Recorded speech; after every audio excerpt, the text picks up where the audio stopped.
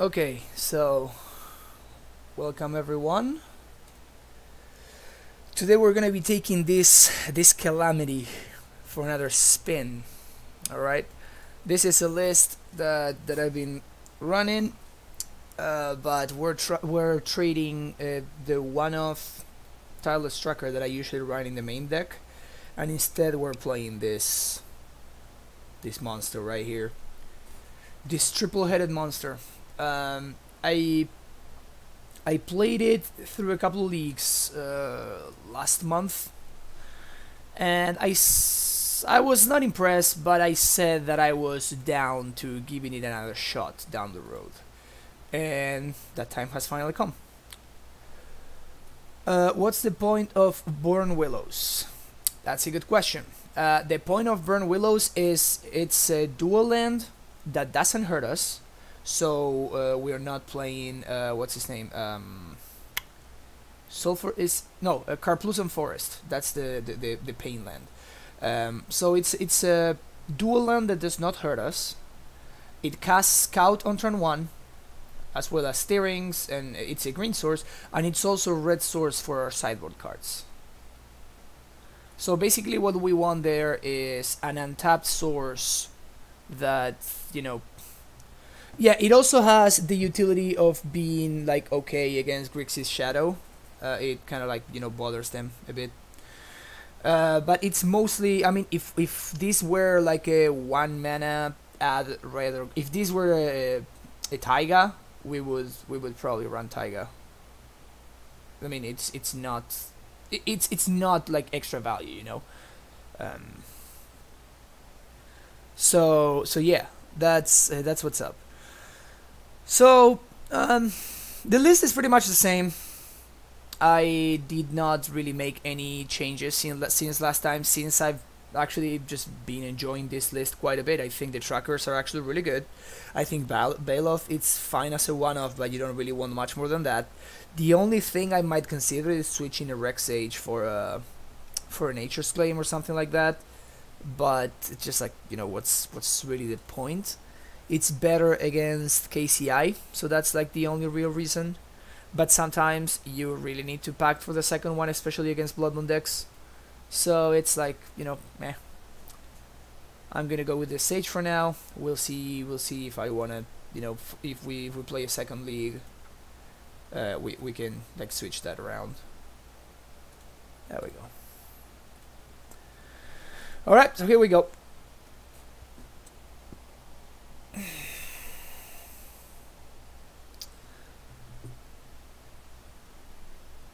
Yeah, those lists, it's been a while since those lists. It's been a while since these lists. 3 main deck Groves. Sheesh. And the sideboard Chameleon Colossus, right. Yeah, I remember this. This is even before humans was really a thing. Or like around the time where humans was starting to be a thing, I guess would be the correct way to put it. So it's been a while since that list.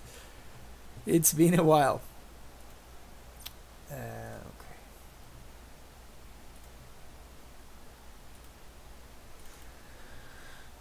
All right. We're currently 6-4 with ZacAmulet. I think it was a 4-1, and then we 2-3'd. Don't remember really, but I guess positive record. Zacama is clearly the way to go.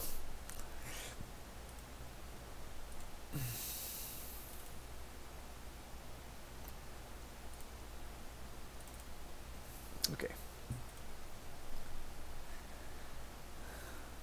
How's it going, Elf Kid? Good.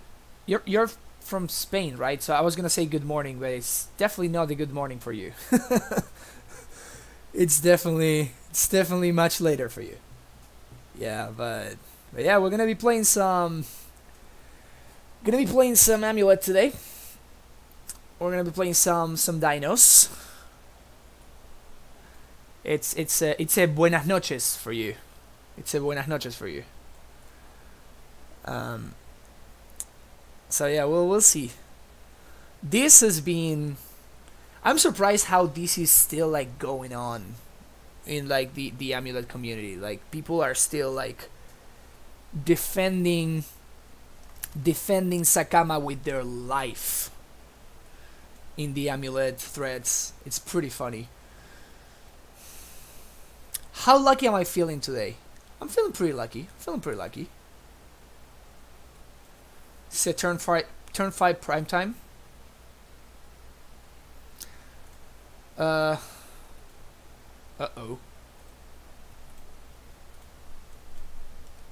I don't like the look of that. Oh, that's perfectly fine then.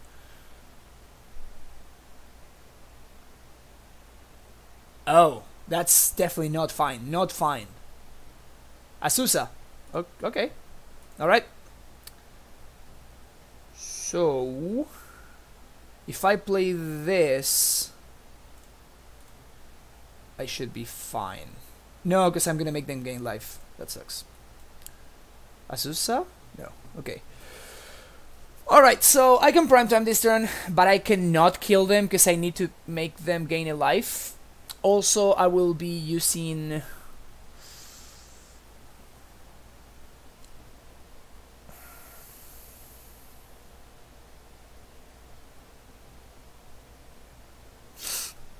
Yeah, I will be using the Vesuva to copy this. Alternatively, I can prime time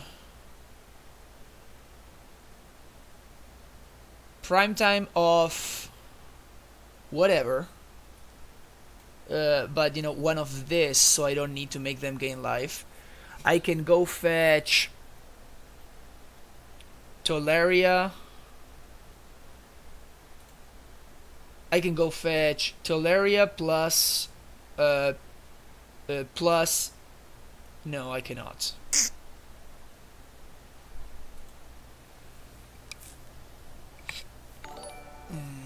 Let's think.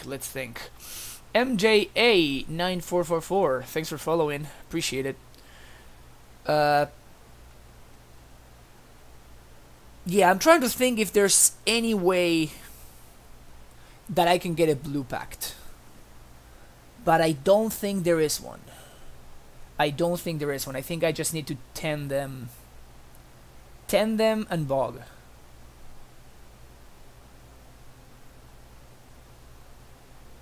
Is there a difference in terms of Grishoalbrand math? In terms of they can gain 11?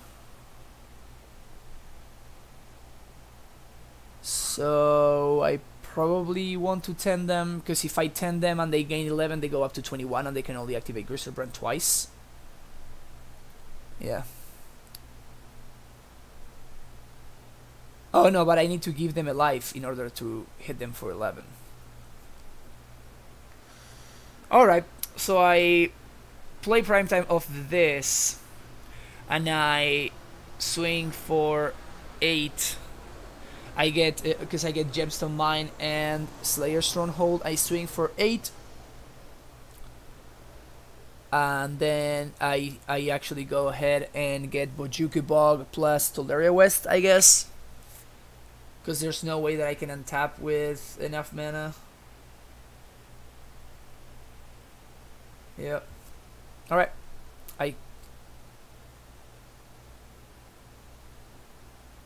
Yeah, that's gonna be the play.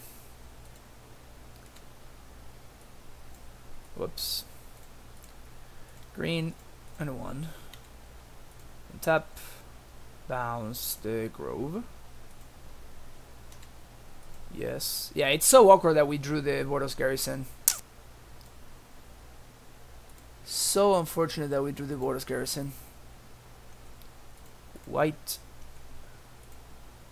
Red. This.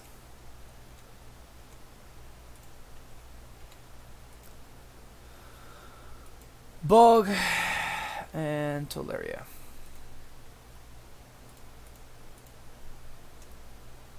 Alright. Opponent concedes. Sweet. Alright, this matchup is awful. but my opponent was unlucky, so we got there. Sweet. Yeah, no. we're not doing this in this matchup. No, thank you. Cavern out. Spell pierces. Stay in.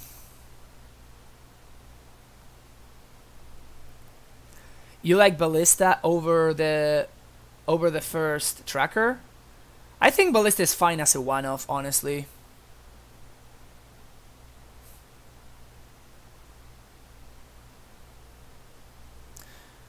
Oh, with 2 Ballistas. With Stony on the sideboard when S... Tracker is fine, yeah. Opponent is on black-red through the reach, like Grishoalbrand, I think it's the name that people call it. That's how the cool kids call it. Yeah, Tracker is great. I love me some Tracker. Side out 1 Explore and probably 1 Prime Time.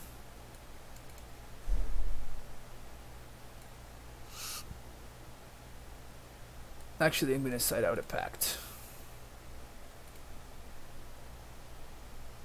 Let's do this.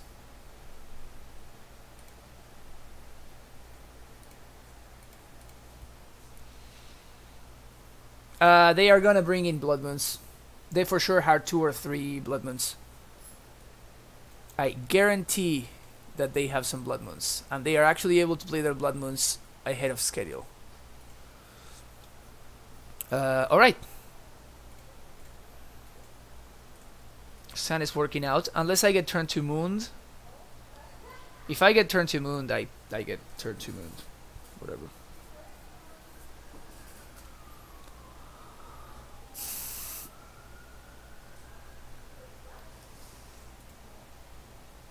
Or maybe I can just die on turn 2. That's also a possibility. It didn't happen though, so that's cool. Alright. So we're gonna do this. Play Amulet. I can transmute this turn. And I think I'm interested in transmuting this turn. So next turn I can Prime Time. Sounds reasonable.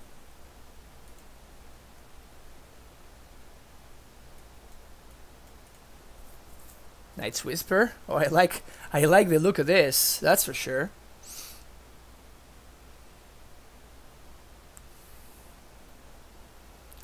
Definitely loving the look of this.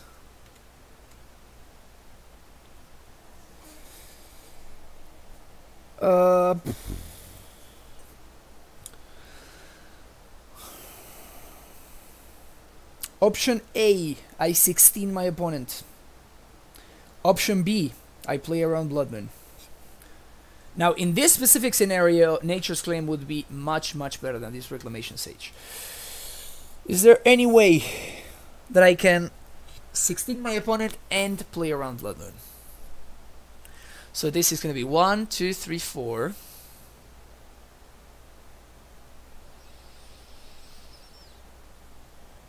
What I can do is Blue Pack though?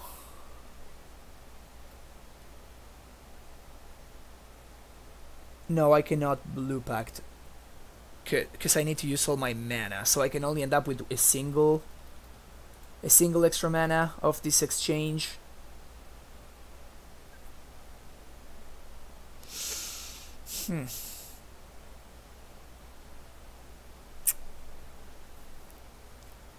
So, what to do?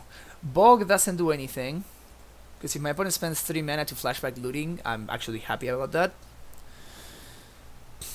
I cannot transmute for Blue Pact. I mean, I can egg them and transmute for Blue Pact, I mean. But if that's the case, then I need to make sure that I have enough mana to pay for both pacts. I need to end the turn with 9 mana. Which seems... because otherwise I will die to my opponent killing my scouts, right? Yes, if nothing changes, then I should be able to pay for both pacts.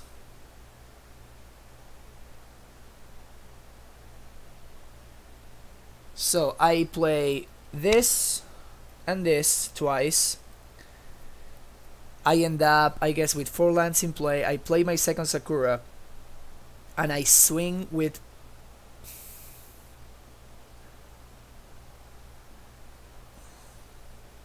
No, I cannot play the second Sakura if I want to transmute for Pact. I cannot play the second Sakura because I need to hold this as my blue source, and I need to on the attack step I need to bounce the Tolaria West, so that's not gonna work. I think I'm exactly 1 mana short of doing that, because otherwise I cannot bounce the land. If I want to win, I think that I need to pact this turn. I need to go get a prime time for sure. What I'm trying to figure out is whether it's worth it to like play around Blood Moon, play around my opponent trying to go for the kill with a Through the Breach, or like what is the best thing for me to play around. That's what I'm trying to figure out. Because what I can just do is I can swing for 8 and go fetch 2 basic forests. That is by far the safest play, but it's the one with the least upside.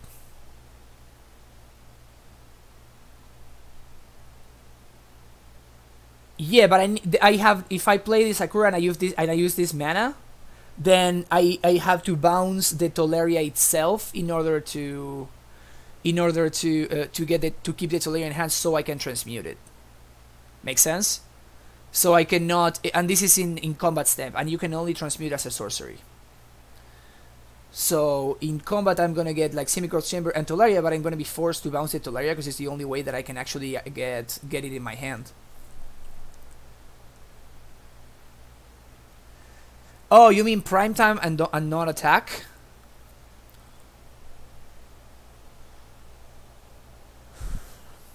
Prime time not attack is also an option.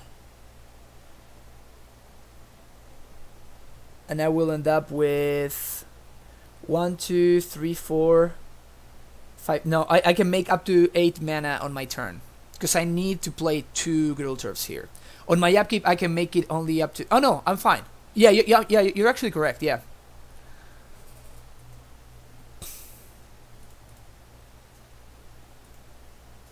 Yeah.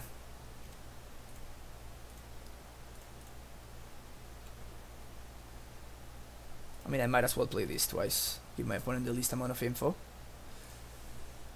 Bounce this. Play this. Play this.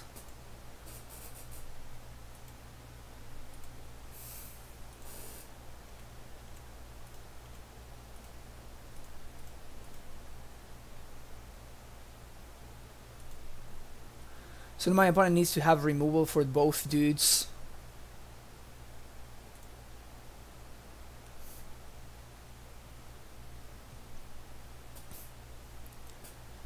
DNT24, yeah, sweet man. I appreciate you being here.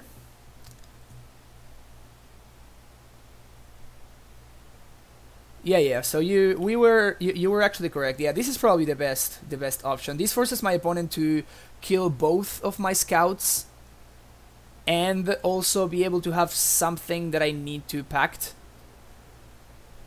which we actually might have here. Yep. Can pack this. On upkeep, hold priority. Flash this in. Green, blue, blue, blue, blue. Flash this in.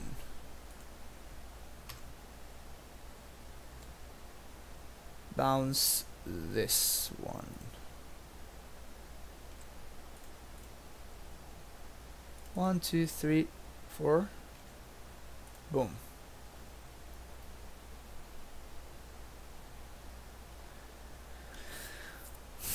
Alright, here I'm getting Bog plus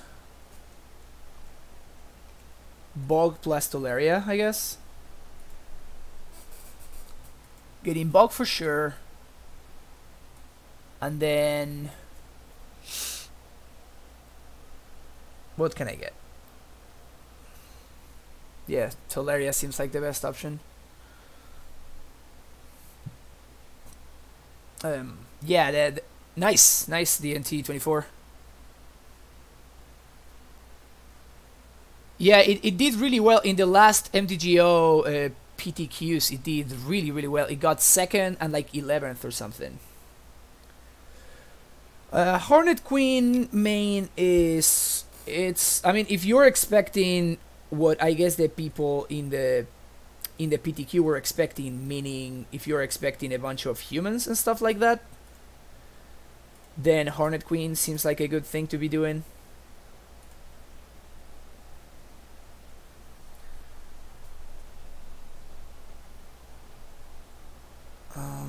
Guess I'm gonna play this. Alright, if my opponent can combo me here, they can combo me here. That's fine. Yeah, but if we can, yeah, we could go get a forest, but what's really the point, right? Because if they get a forest, they are not killing my prime time, so then the prime time attack will go get the forest, so it's fine. Yeah. Wow. We beat Grishoalbrand.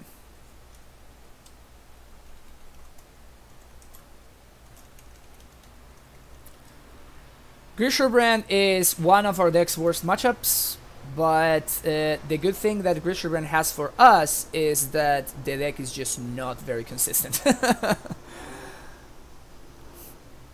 Yeah, that's what I was thinking. I looked at it and I'm like, how did Amulet ever lose to Mono White Martyr? That matchup is so good for us. And then somebody in Reddit was saying, yeah, they time him out. I'm like, oh, that's right. That's how you lose to Martyr. That makes sense. That's hilarious.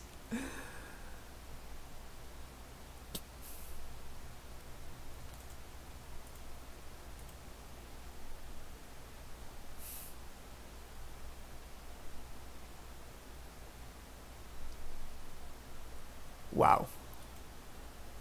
That's so gross. This is a Snapkeep.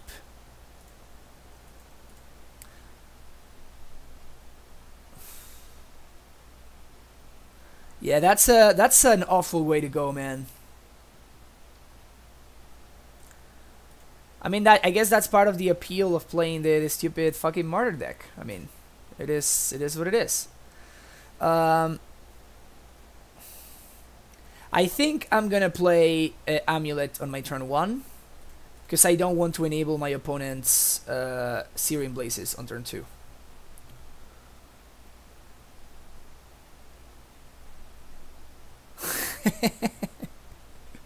Dude, we should all be playing Martyr in the important tournaments, apparently. Huh. I guess I play double scout here. There's very unlikely that they are able to. They're able to kill both of my scouts on this turn. Maybe this guy broke it, man, and we should all be playing Martyr so we could time our opponents out.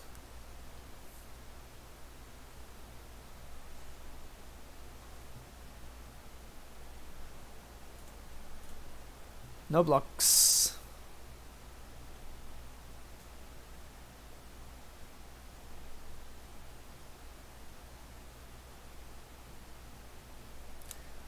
Wow. Burden 1, what's up? How's it going? There's no, they can't have lethal here, so we're fine. They're at 20. Oh no, they are 19.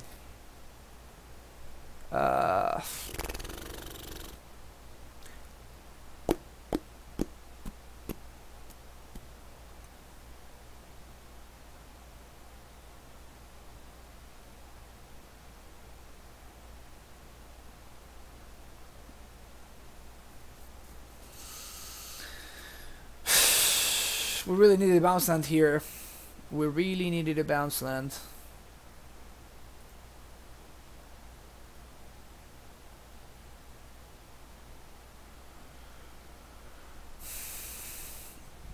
Okay, so we have this Tolaria adds. It just adds 1 mana. We also need to find a green bounce land too. The Boros Garrison doesn't do it because this name is Scout. Well, I guess Boros Garrison does do it because I can just bounce the Tolaria itself. So do I need to play the Amulet in order to win this game? Is that a thing I need to do? The answer is no. So my opponent attacks. I block both of them.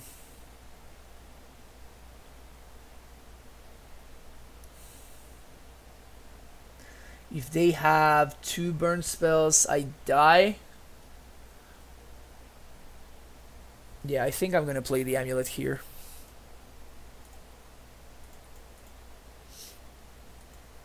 I feel like I need to play the Amulet if I want to win this game.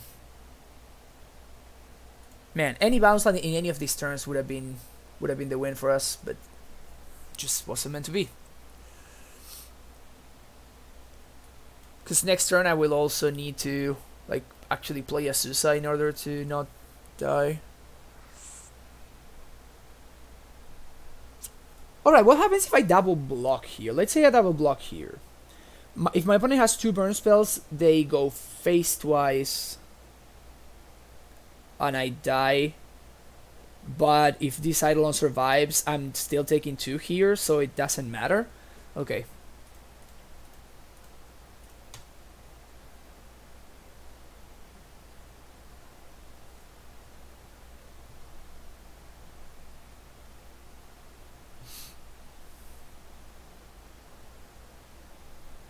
Yeah. I mean, if they have 2 burn spells, I'm dead anyway, right? So, because I need to actually pact. So, I'm definitely going to play the land, though.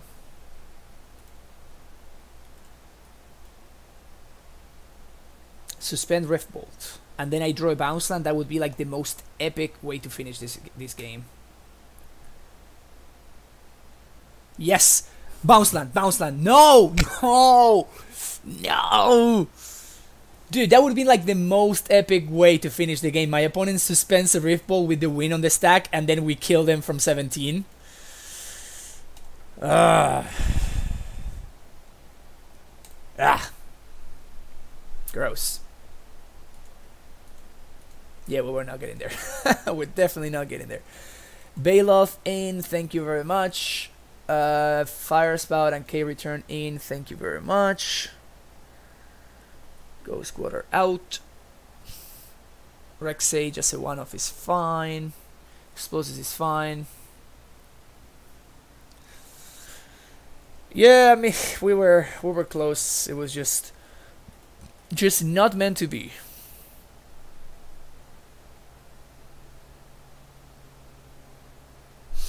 This looks fine. I'm not the biggest fan of Spirit Pierce in the burn matchup.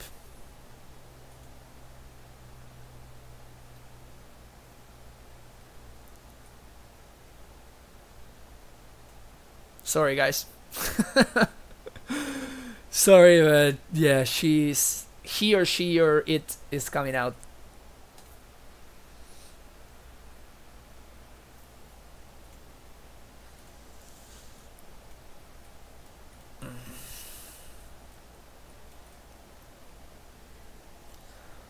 Now we need to do better than this. No, this is actually a Bailoff on turn 4. This is fine. And we can actually like do more stuff if we draw things.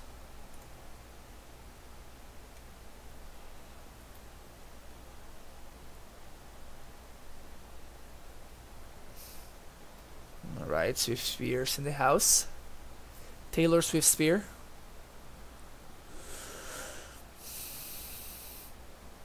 I think giving my opponent life is the correct thing to do here. I should have definitely played the Gemstone Mine there. That was a mistake. This is now a turn 3 Bailoff, which is much better than a turn 4 Bailoff. So I'm definitely not blocking with this Scout. You got me, Swifty. Taylor.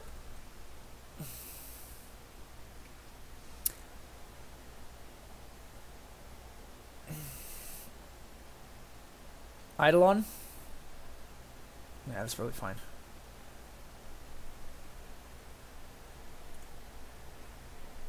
Summoner's Pact.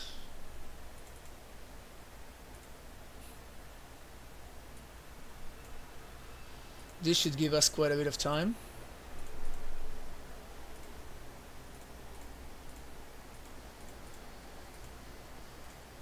And we guarantee that we can gain the life because my opponent stepped out. Sounds pretty good. Alright, alright, alright. We're doing okay here. We're doing okay. Molten Rain. Alright, that's fine.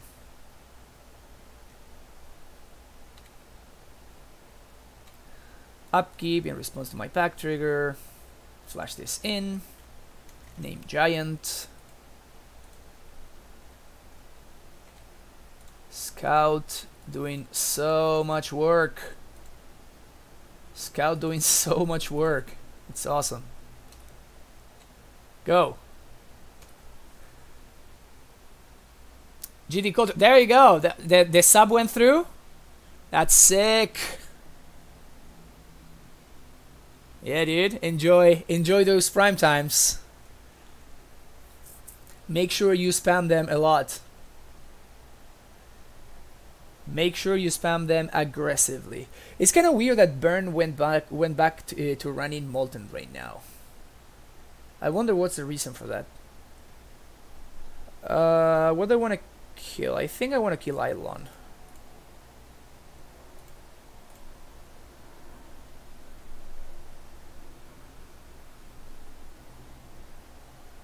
This is Syrian Blaze. So my opponent is playing green, so I'm expecting that my opponent has at least one Destructive Reverie in hand. It's perfectly fine. And we win. Sweet. Winning is great. Winning is great. We're at 12, and my opponent has only 3 cards in hand. Yep, my opponent just concedes. I was going to go for Tolaria West in order to play around my opponent's having a path or something. You got a problem with Merfolk. Alright.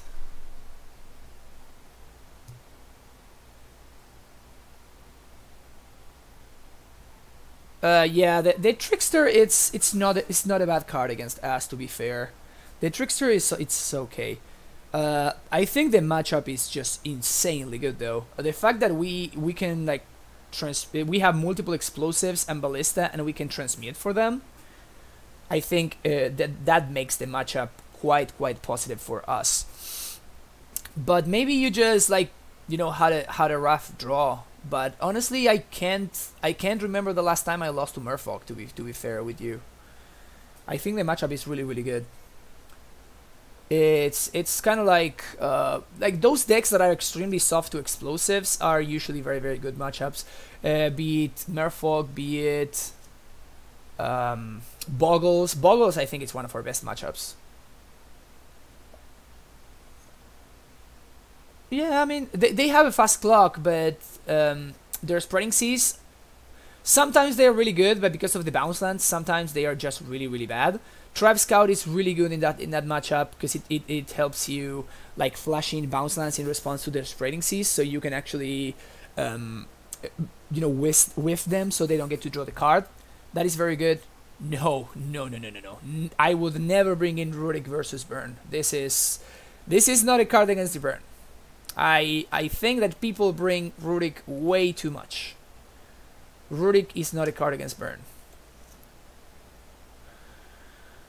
They double Spreading Seas. Yeah, that's sometimes Spreading Seas can be a little bit annoying. But if you play Azusa and you just like play the same bounce land over and over again, Spreading Seas is fine.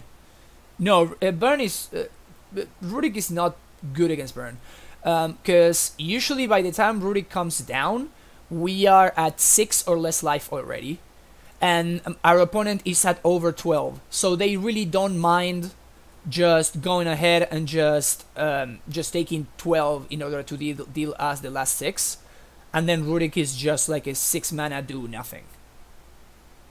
No, usually that's my experience, at least. In my experience, that's how it has worked out. This hand is... I'm gonna keep this hand mostly because this is a Colony Garden. Colony is gonna give me quite a bit of time here.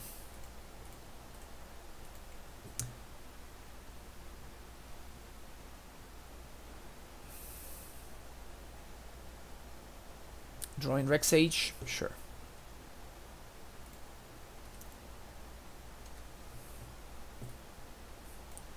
Guess we already have an answer to Eidolon. Oof, double Galvanize. That's... And we drew no cards? Come on.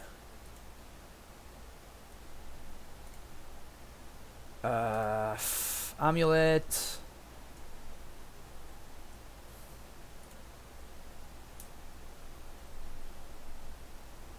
I could Ballista for 1 here. I think it's better for me to develop my mana and try to find another... I really need another bounce land, right? There's another bounce land, sweet. So I'm gonna take 4 here at least.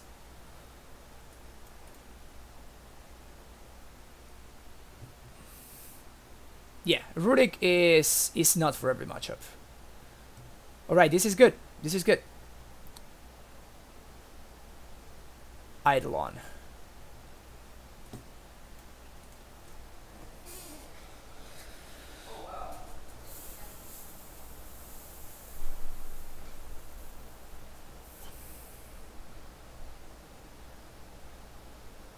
So I can play Colony.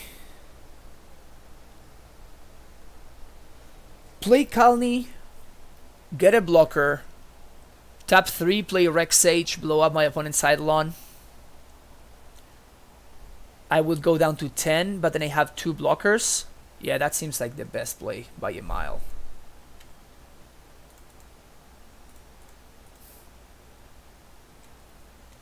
Take 2, but now I trade with... I get a 2 for 1 here. You have too many cards. Too many cards, too much value. I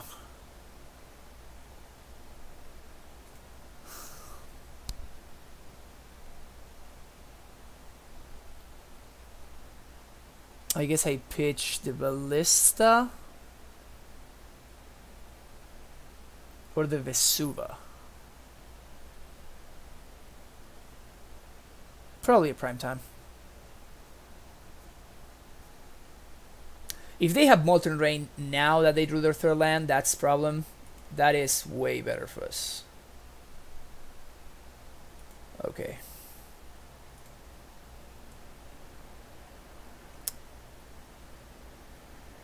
Gobo coming in. Reveal what? Summoner's Pact. Alright. Block here.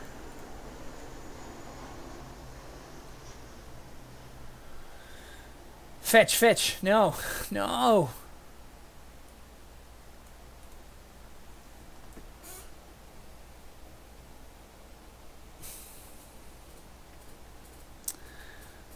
Okay, I can go for broke here. I can go for broke here. I can Pact for Azusa, play Azusa, go up to primetime mana. If my opponent has a Bolt there,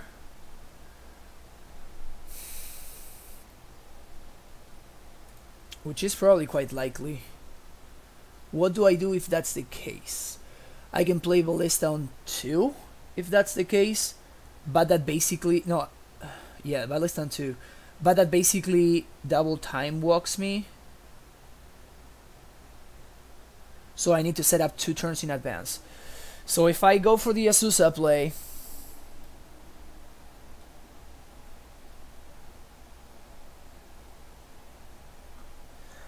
Alternatively, I can go for Baloth. What happens if I go for Baloth? Just play my land. If I go for Baloth, I lose to what's his name? Molten Rain.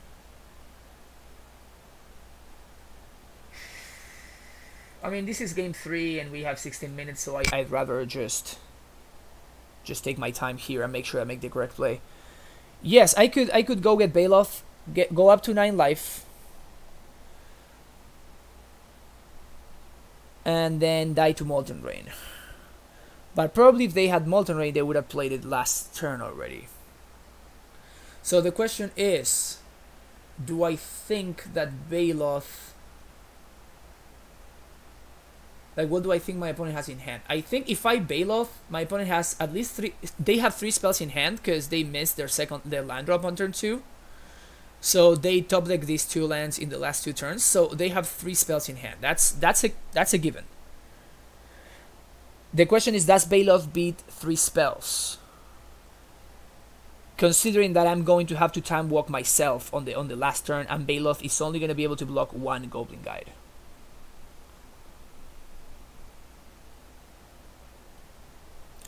So let's say I packed for Baloth, okay, and I play... Oh, I can play Vesuva copy in Kalni. If I play Vesuva copy... Oops. If I play Vesuva copy Kalni, I can Baloth, and I think that's actually a better play. Then next turn I can play Gruul Turf, Abrade something, and... Yeah. Okay. Yeah, the fact... If we had to play the Tolaria, I would think about it some more. But since we have the Vesuva and we can copy the Kalni Garden, I think it's correct to go for Baloth here. We die to Molten Rain, but again, if my opponent had the Molten Rain, they would have already played it.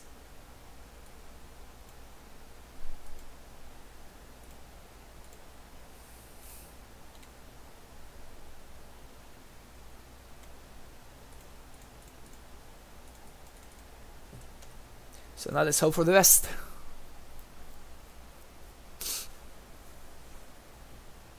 Now let's hope for the best.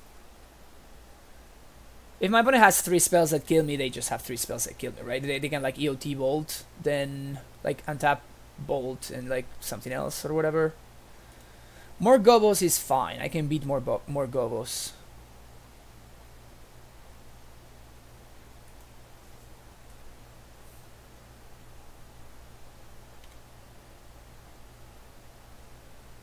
Draw me some cards, Goblin Guide. Yeesh, there we go. What's the third one? Ancient Strings, okay.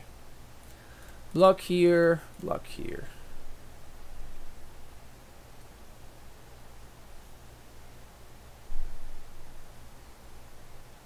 So that's no Molten Rain.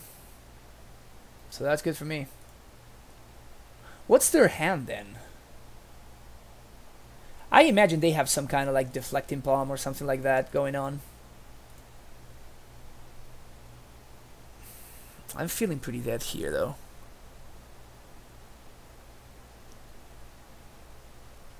I'm feeling pretty fucking dead. And here it's better for me to play this and hold up a Braid to kill one of their Gobos.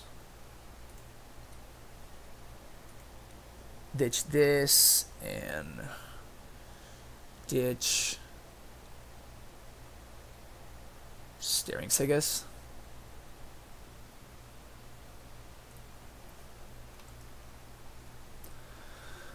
Butterskull is this list. Not a big fan. We actually played the literal.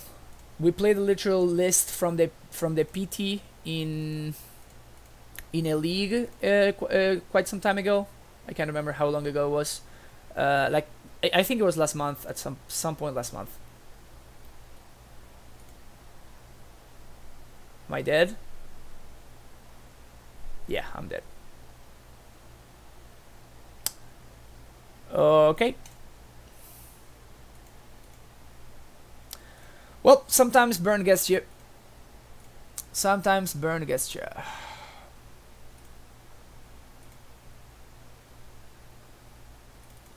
Sometimes burn gets you. It's not often, but sometimes our draw just doesn't pan out, and there's thus. 1, 2 versus burn. Okay. Yes, Assassin's Trophy is definitely very, very bad for us. I don't think it's as bad as people are saying it is, but I think it's definitely way worse, and it's gonna make the. It's going for sure to make the Jund / Black Green X matchup much worse. Which I currently think it's quite positive, but I think that it's gonna make it much worse. So they kept their card on top, and we are probably playing against Storm here. Trophy is scary, but we will survive. The deck will survive. I'm not that worried about it. So we are gonna do this. Bounce. Grove. Play Asusa. Play this first. And I want to steer. Yep. So since we found another bounce land, now I can freely play this. And bounce Grove. Play Explore. Dig a little bit deeper. And now I can play my Scout. But yeah, this is looking at one of those games that if we die, it's because we never find it prime time or Tolaria West, and we are just like drawing blanks after blanks after blanks. But we have enough mana. We have more than enough mana. We are like, we're all set. We're ready to go. We just need to find the threat. Hardened, yes, it's actually it's a weird deck. You know, you need to really nice. You need to really like. You just need to really enjoy it, basically. Because I'm gonna need all of my land drops, and I'm thinking that my opponent has Remand, I'm going to make sure that I get all of my land drops in advance. So I'm gonna do this first. Although I guess this is worse, because it doesn't allow me to keep interaction in the form of Bojuke Bog.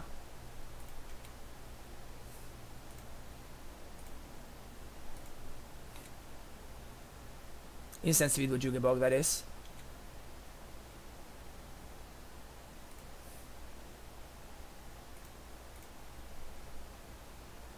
Yeah, my opponent's not F6ing, so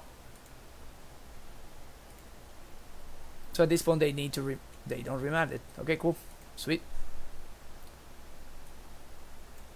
So what this means is I can 16 my opponent,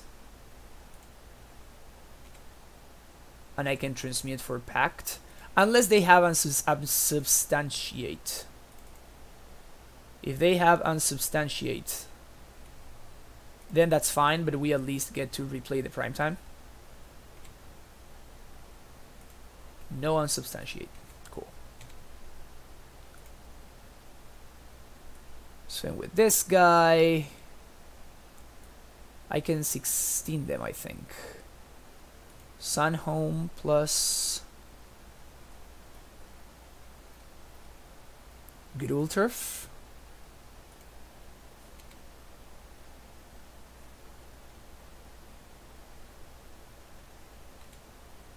So at this point, I'm no longer playing around unsubstantiate. It's whatever.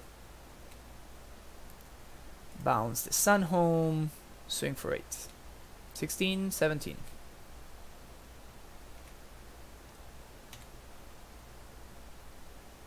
I guess I made a mistake there. I should have gotten. I'm stupid. I should have gotten the Tolaria West, because instead of this Gruul Turfs, because I could have. Yeah, that was bad. That was a bad play. Yep, I should have gotten the Pact. Yep, that was just a mistake. I was kind of like thinking. Yeah, I got carried away. That was a mistake. I should have gotten. I had enough mana to get Double Strike and also get Tolaria, and I could have transmuted on my second main. My fault. My fault. Sorry. Sorry.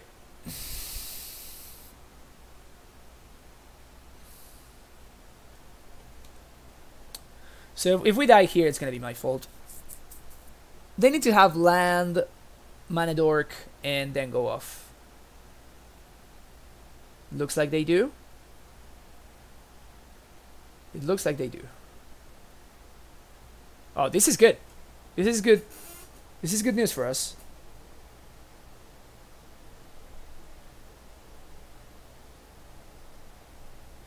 Maybe they have main deck Moon or something.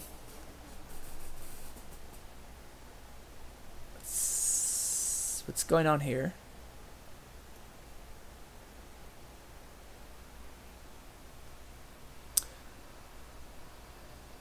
Burn Spirits don't suffer trophy very much, so maybe we'll see an increase in these decks. Oh, they wanted to splice, but they were 1 mana short.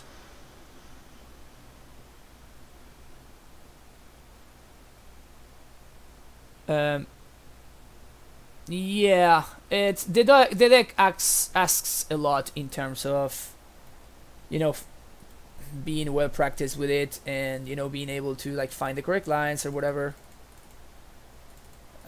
It can be quite taxing. Yeah, that's true. All right, I'll go to the bathroom and I'll be right back.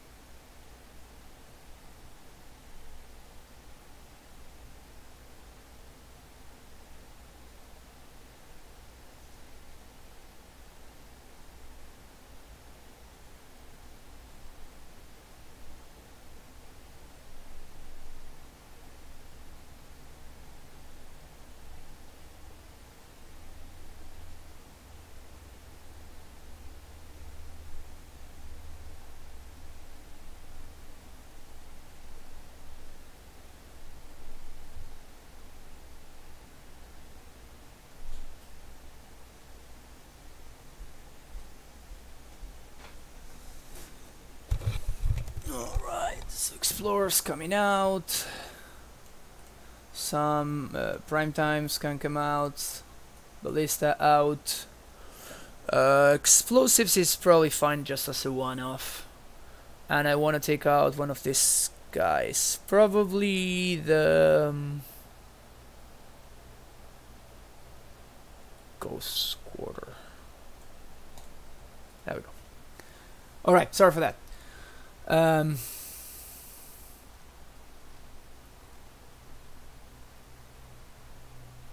You played Storm with main deck Moon? You're a freaking monster, dude.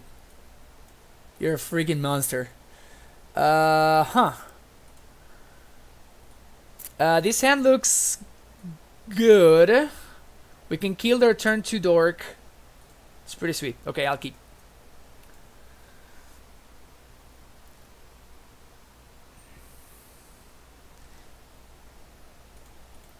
Alright.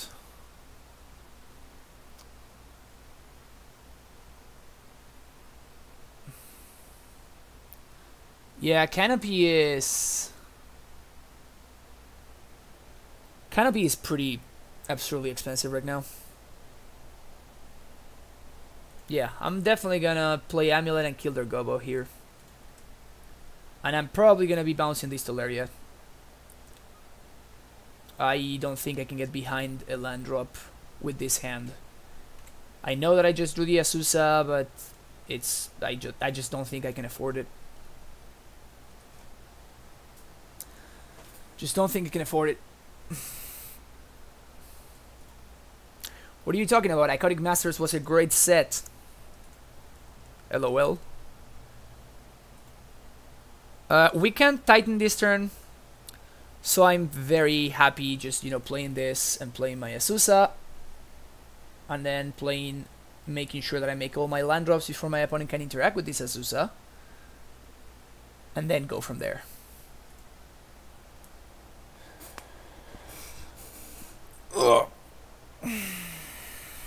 Remand and Substantiate, sure. Well, that's really good for me. That's card disadvantage for them. If they are unsubstantiating an Azusa on my turn 3, then I'm pretty happy about that.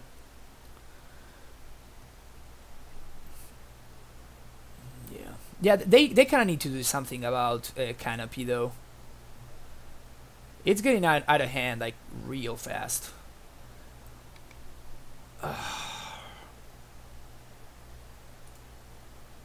I think I'm gonna get a little bit greedier here. I'm gonna lead on, and I'm gonna actually play out this Tolaria.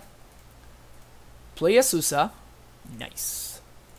And I'm gonna try to steer into a bounce land. I'm such a pro. Such a pro. Any order, yes.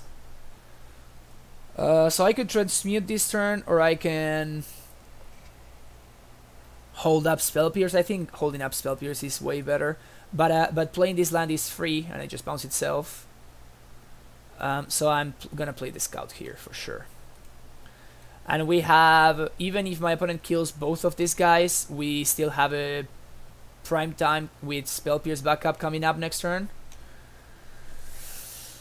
Yep, we're in a good spot. We're in a pretty good spot right here.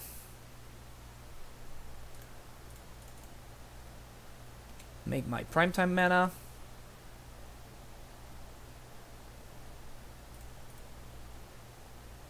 So I'm gonna respect.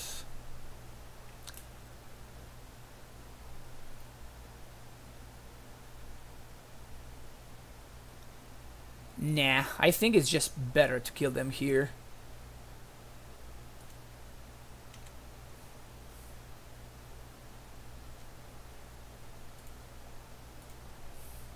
I think it's just better to just like swing for 17 with the Azusa. With Spell Pierce backup. Yeah.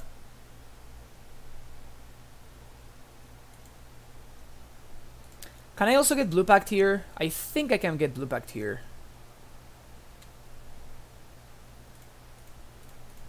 Haste the prime time. I have one land drop from the Azusa. Oh, they're tapping out here. Oh, they're making things easier for me. Oh, Wipe Away.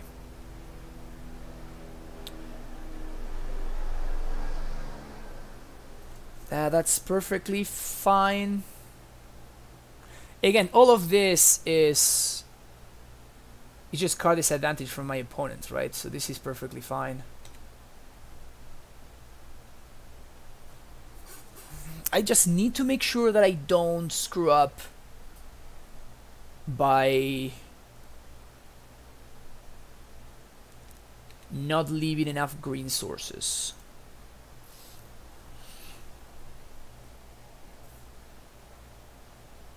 So I can recast Primetime and still hold up Spell Pierce. Yeah, this seems like pretty damn fucking good. Let's do that. The only bad thing is that I cannot hold up Bog, but that's fine. Yeah, let's bounce it to Tolaria. Replay Primetime, yes. And here I guess I can get Bog plus Basic Forest to play around Blood Moon, even though I don't really need to. Or I can just get Simic Growth plus Tolaria and go get Blue Pact, which also seem pretty good. All of them are such good options. All of these are such good options. I think I'm gonna go for the Pact option, but just like everything is great. Everything that's going on right now is great for me. 1, 2, 3, 4. 1, 2, 3, 4, 5, 6, 7. Yeah, I have more than enough mana to pay for the pacts. Yeah, this is just great. I can even go get Tormod's Crypt, because value. Damn, my opponent just doesn't have a chance here.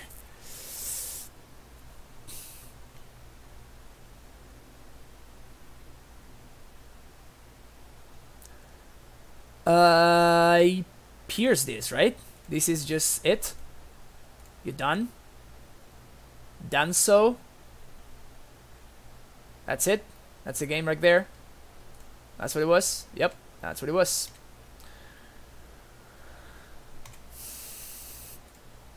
Let's do some of this. We could prime time yet again if we could, if you wanted to get greedy. Just no need to. This deck's so sweet. This deck is so freaking sweet. Kill ya. Yeah. What a.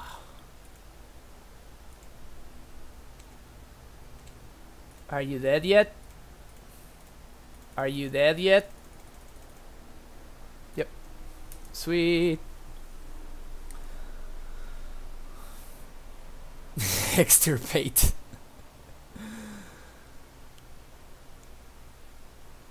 It was Jace to the face. It was second main phase.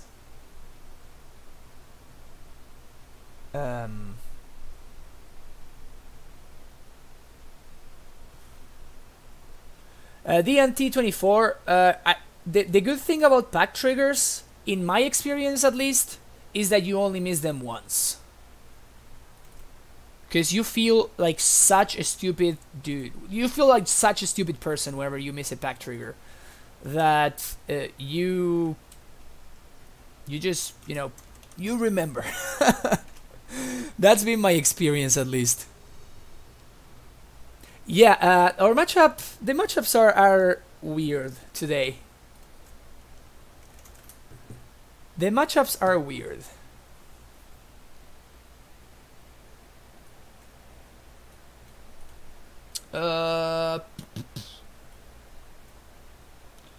Turn 4 prime time on the draw. Yep. Ugh. Hollow one. Yep. Maybe it's some kind of like. No, hollow one. It's not horrid. It's okay, especially since I've been running the Tormod script in the sideboard. This card just made the matchup so much better. It's really funny. You would not think of Tormod script and that being like the deal breaker here. I can never ever beat this deck. I can never beat it. They always get these draws when they play against me.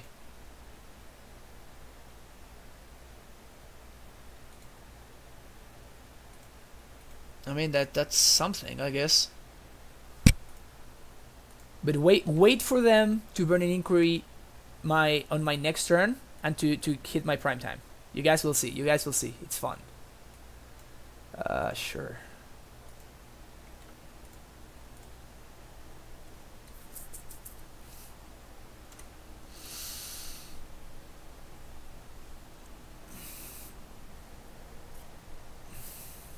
All right.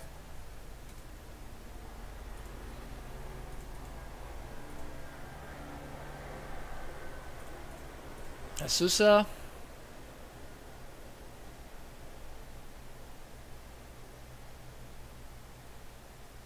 I probably want another plant, but no, it's probably better to do this. Yeah, because now my opponent will bolt my yes. Oh, they're going face? Oh, we're dead.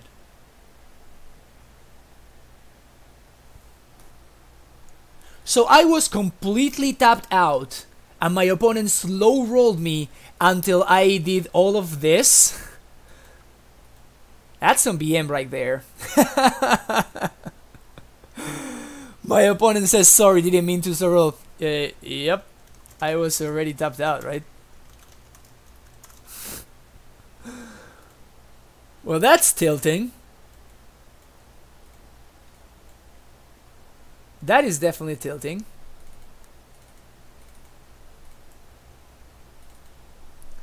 I think a return is better than the other thing, than fire spout. Explosives is bad. Walking ballista is bad. Zacama, I guess, could be good. I guess if we get there.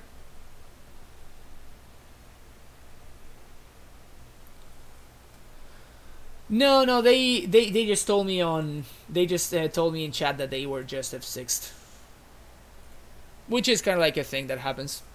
And Ghost Quarter is probably gonna be the land that I side out here. I kind of don't want to take out explorers, but I will kind of need to take out explorers, or some amount of explorers. I don't want as many threats though. Can probably do this.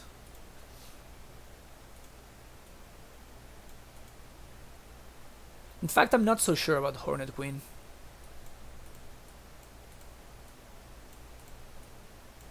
Can probably do this instead. Let's go for this.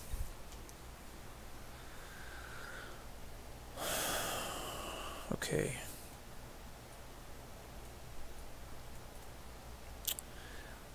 I will keep this, and my opponent will not burn in Inquiry me on next turn, because whenever I keep hands, because they're gonna burn in Inquiry me, they never do.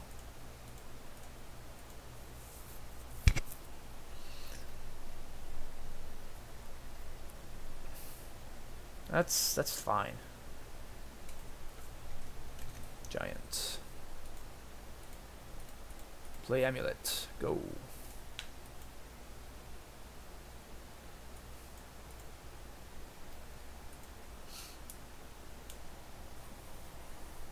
My opponent Thoughtseize me. That would be funny.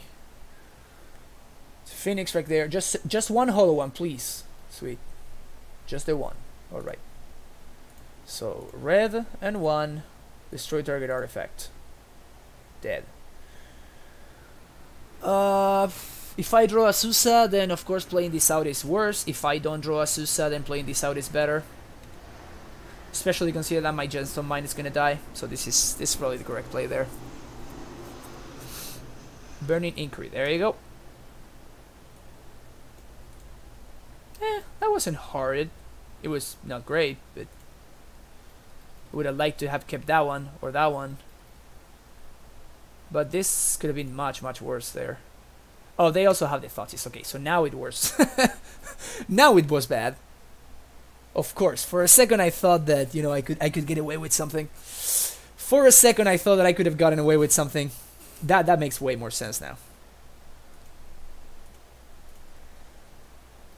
Lol. I mean, I guess if we draw a bounce land, we can cast it.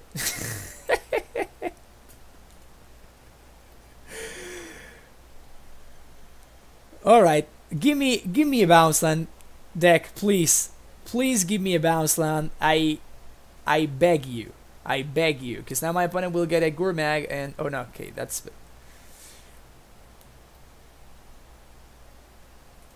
I mean, I guess this allows me to do it even if my scout dies. I need a bounce land.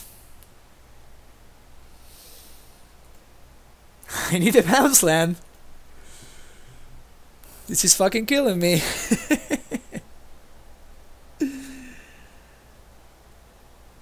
Bounce land, please. I think I'm not chumping here. This scout can chump a hollow one or a Gurmag down the road. Blood Moon? No, Flashback Looting is fine.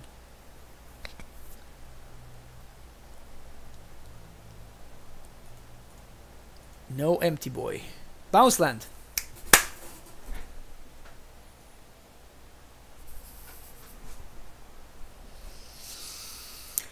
Guys,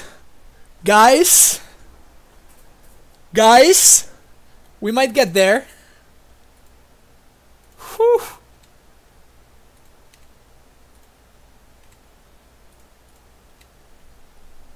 Guys.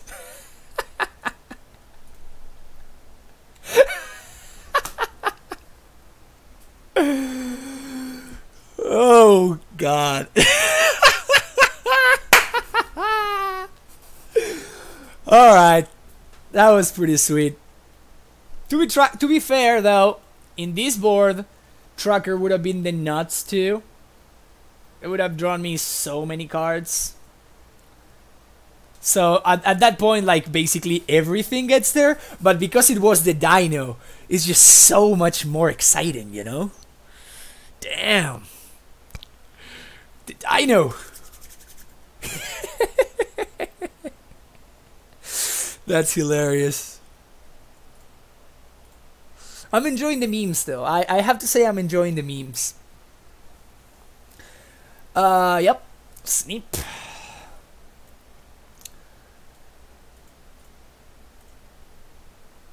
Turn 1 Burning Inquiry. Just looting. Yep, there you go. Of course. Of course it's gonna get my Amulet at my prime time.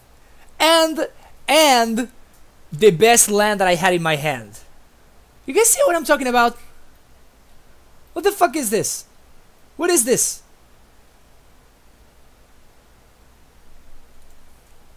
Absolutely blown out by the random discard.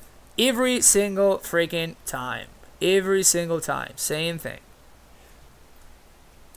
Opponent, why can't you discard your stupid 4/4s, please?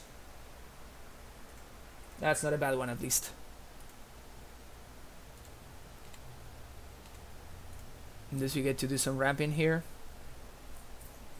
Alright. Prime time, please.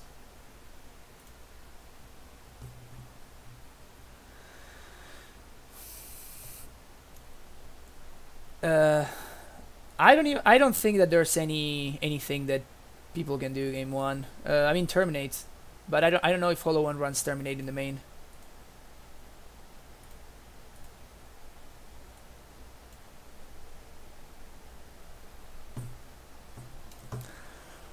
All right. Float mana.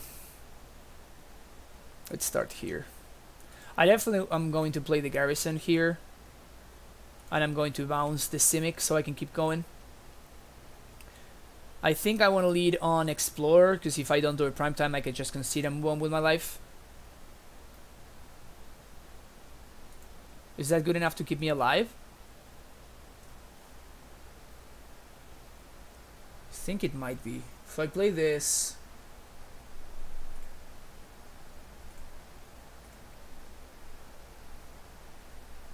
and I can double jump here.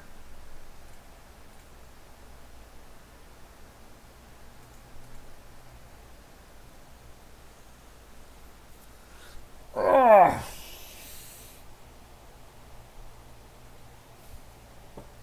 Guess I play this out, see what my opponent does.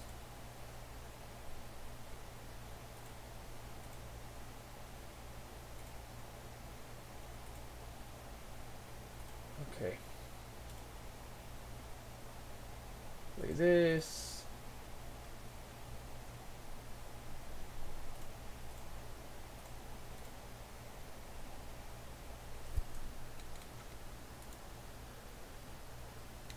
All right. They have the bolt.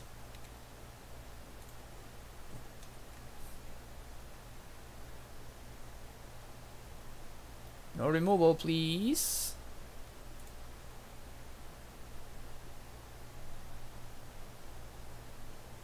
Explosives on 1. Hollow One runs engineered explosives, and they brought explosives for 1 against me. That's hilarious. That's hilarious. Alright. As usual, we died against the empty boys. Alright, let's see if we can get there. Romario in the house. How's it going? We're just getting destroyed by random discard. Blown out by Burning Inquiry. Absolutely blown out. Yeah. Yeah, note that if I had kept either my land, meaning my Radiant Fountain, if I had kept either my Fountain or my Pact, we would have won that game. But my opponent not only dropped 2 4/4s, but they also got my 2 best cards, so... Yep, that's Burning Inquiry for you.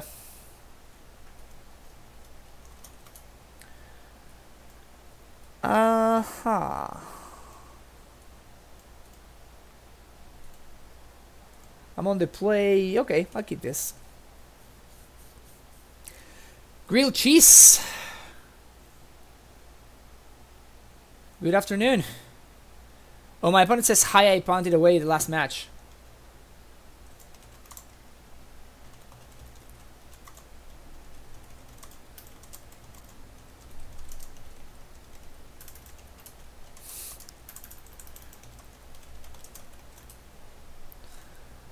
Just having some fun chat with my opponent. In case my opponent has this card, I think I'd rather just play the Amulet out. Also, if I draw an Azusa, playing the Amulet out on turn 1 is just amazing for me. A Darker Wastes. What the f... Turn 1 Chalice? Turn 1 Thalia. Alright. Sure. This one right here. Pretty good against Thalia. Pretty good against Thalia. What I'm trying to figure out though, I think I just want to play and explore here. I think I just want to explore here. Reset my gemstone. Oof. There we go. That's what I'm talking about right there. That's what I'm talking about. And I can transmute this for another bounce land. So I should be fine. So my opponent might be... has to be... Oh, never mind. I can just draw the bounce land. That's much better. Definitely the better play. This is game, right? Am I not missing anything? Nope. Because I can even pay for the... This is game. Primeval Titan.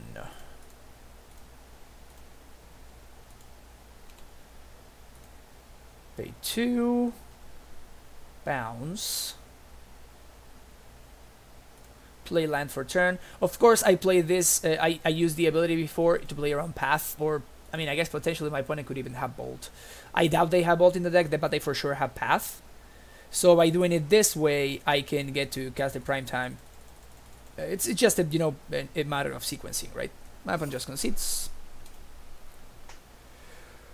No, Ad Nauseam would never want to take damage. Ad Nauseam is a deck that would never want to take damage, so...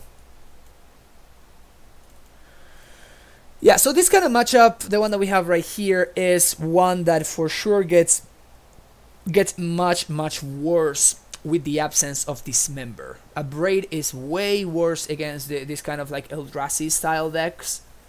A Braid is way worse than Dismember for obvious reasons, right? 1 mana versus 2, and also, you know, being able to kill a Thought-Knot Seer or a Reality Smasher is pretty huge too. I doubt that my opponent has any Graveyard Synergy, so Bog is going to be the card to go.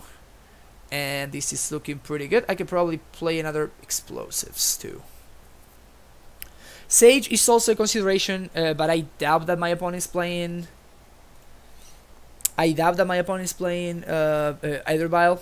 They are more likely, because they had Simius Brigade, they are more likely to be playing some Chalice version of the deck. No, it wasn't lethal, but my opponent is like, they played a Thalia on turn 2 that did absolutely nothing, and then they literally passed after playing their land on turn 2. So there's no way they're getting back from like even a Resolve Primeval Titan. Just not a thing that they can beat.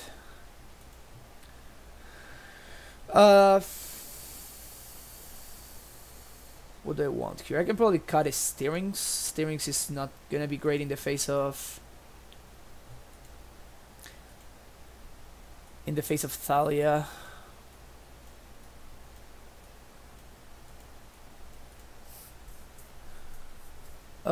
Sure. Scan is a little bit on the slow side, but it has Tribe Scouts, which are really good in this matchup.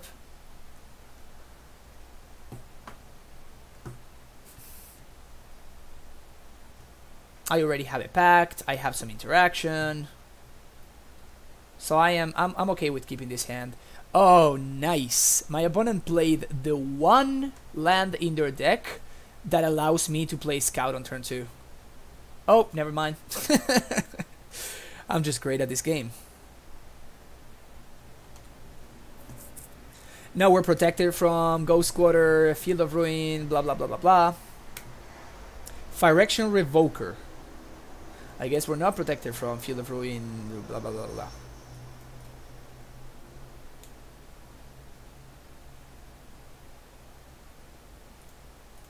play Scout. I guess I'm gonna play out the Turf. Oh, I can actually play out the Vesuva copy in the Forge. This allows me to abrade my opponent's stuff. And I get to play around Ghost Squatter by doing this, because if I happen to like play a Turf and my opponent Ghost Squatters it, I'm just done. Chalice on 1. I have to get used to the fact that now the camera is over here. Chalice on 1 resolves, brother. Chalice on 1 resolves. Play GQ and pass the turn. Yeah, they should have definitely played the Chalice on 0. My opponent must not be very familiar with Amulet. But as you can see, Chalice on 0, way better than Chalice on 1. That doesn't change anything. We're still fine.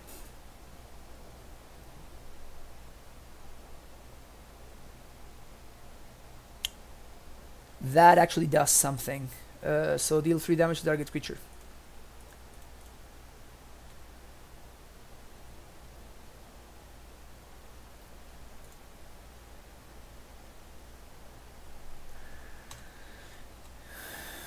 Alright, Scout number 1. Whoops. Scout number 1. Bounce this. Scout number 2. Bounce this. I guess this slows my pack down because I need to pay 2 for it. So this slows my pack down for a turn.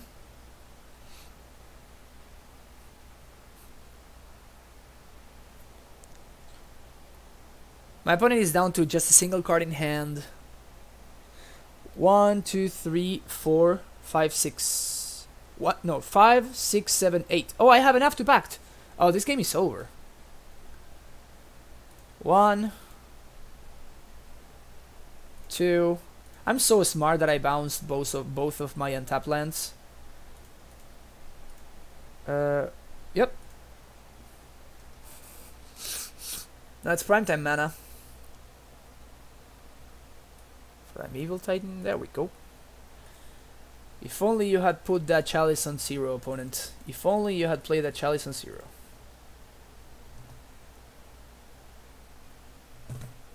Yep, we are perfectly fine. Tolaria plus... what? I have a semi-growth already, so probably Borders Garrison. Alright. Also, my opponent cannot have Path, which is pretty fucking hilarious. I'm gonna play around this member though, so I'm definitely going to not block this Thalia if my opponent serves with her. It looks like they're casting something though. Hope it's a Thought Knot. Hope they cast a Thought Knot, because that would be hilarious. Yep, Summoner's Pact trigger. Boom, boom, boom. I can even transmute for another pack. I just feel bad for my opponent. My opponent gave me the GGs. I'm gonna return the GGs because they are very dead. And here I'm actually trying to entice my opponent to this member, but it's fine. Alright. So my opponent was playing, seems like they were on a version of a deck that there's this other streamer who plays a bunch who's called Spider Space. Very cool guy. I encourage you guys to check his stream out. And what he calls it is Thalia Stompy. So it's basically like a Chalice of the Void. Thalia it plays like a bunch of Eldrazi's and stuff like that. And it's actually a pretty sweet deck. Alright, so that was league number 1. Let's try it again. Do I want to change the Rex Sage for a Nature's Flame? Just try that.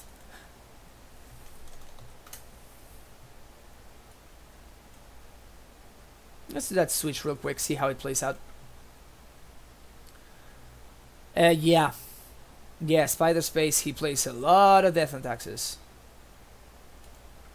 He did a lot of innovations in the Death and Taxes realm. Give my opponent a good luck, and we have a pretty bad hand, which we're gonna mulligan. Update the record. Mulligan.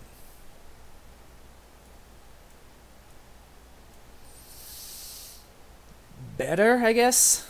Still bad. Definitely bottom in a redundant Titan.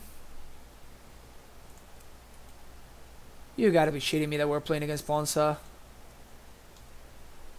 Don't let this be Ponza. Let it be Mono Green Devotion or something like that. Just no Ponza, please. Alright, Ponza is like mono 3-drop, so if they did not play a 3-drop right there, then I'm thinking that I'm not playing against Ponza, which is of course great for me. Amulet, yay! Steering was a pretty good goal right there.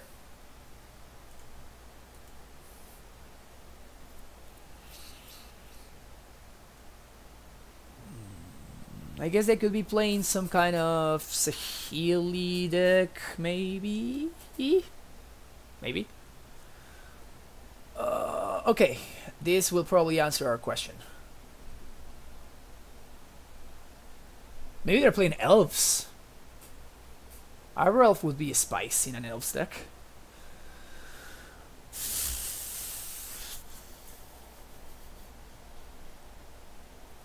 Beast. Alright. I have no idea what my opponent is up to. I officially have no idea what's going on.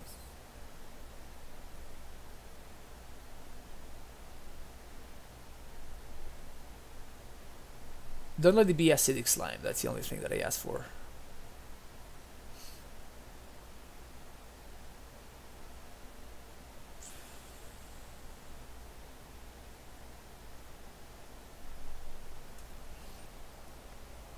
Okay, so we're definitely played against Mono Green Devotion.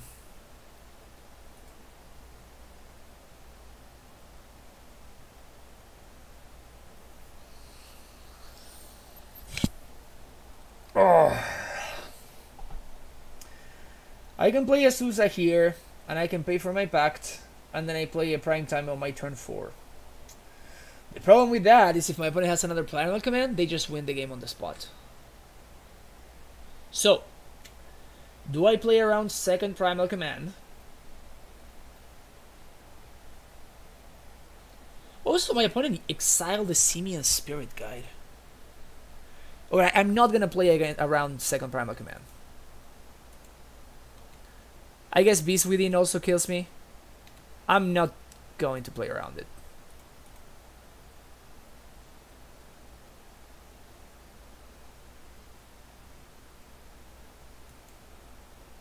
Not gonna play around it. If they have it, they have it.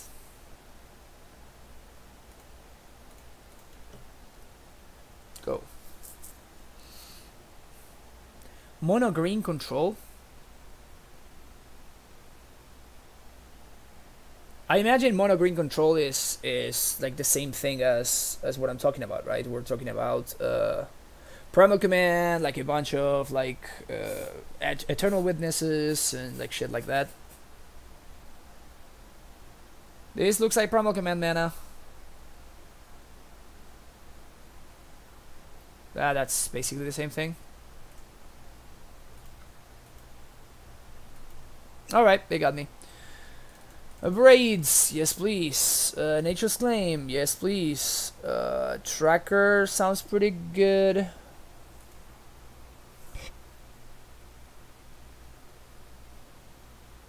Green Devotion does definitely do the Ewit thing. In fact, we did that on stream. There we go. This is what we played on stream to a 4-1 result. It was actually a lot of fun. It was actually a lot of fun.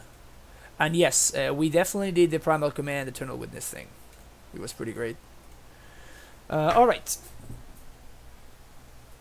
Zacama looks like it could be fine. Spell Pierce looks like it's not too great. Shadow Explores. I think Bog is gonna be better than Cavern.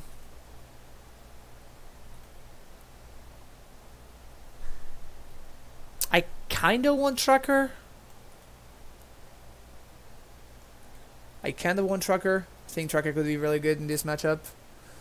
And probably want maybe Cave Return or Fire Spout.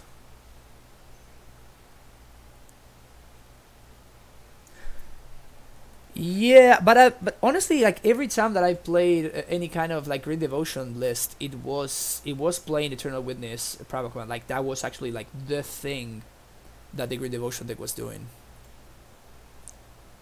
Let's do this.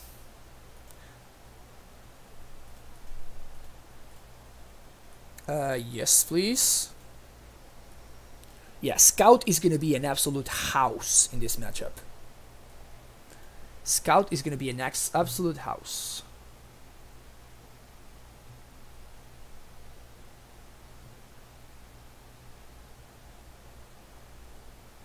For the mulligans, they kept 6. Play Scout, pass the turn. Man, Scout's gonna be so good. Scout's gonna be so good this match. Unless they blow it up somehow. Hell yeah! Goof Whip, thanks for the cheer. Did the animation happen? Did the like... Yay! There we go. That's the first time anybody has used the cup. So you are now officially the trend maker. Alright. Probably find the Simic here. I'm gonna play it for a turn. Very, very casually playing the Simic Growth Chamber for a turn here. No more plays, opponent. Your turn.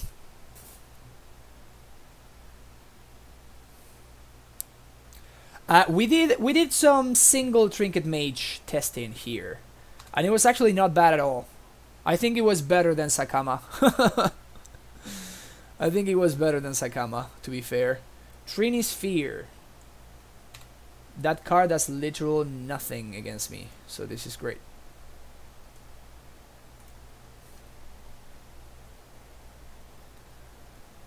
This makes me think that I really want to find, like, I actually do want the Nature's Claim. I think I did bring it in, though, right? Didn't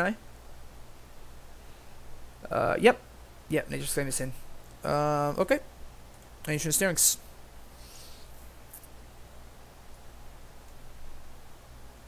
It's an Amulet right there. We cannot play Amulet this turn, but we might be able to next turn, which is cool. I'm gonna play Gruul Turf. Play Colony and pass the turn.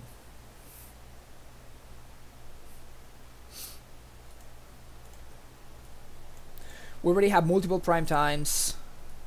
Now we actually do have an Amulet. We have protection for our lands. We are in a great spot. If I play these EOT, that's a little bit annoying. That's a little bit annoying. 1, 2, 3, 4, 5. So my opponent has access to 5 mana.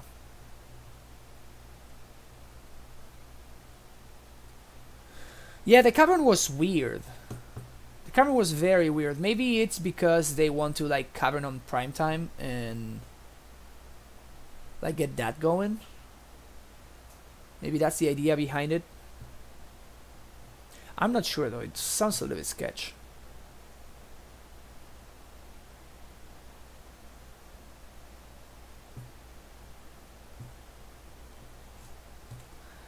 If my opponent does nothing, I'm going to flash in the Colony at end of turn. And I will, that way I'm kind of like enticing my opponent to play, to crack their field. Which allows me to untap and just go nuts with the bounce land.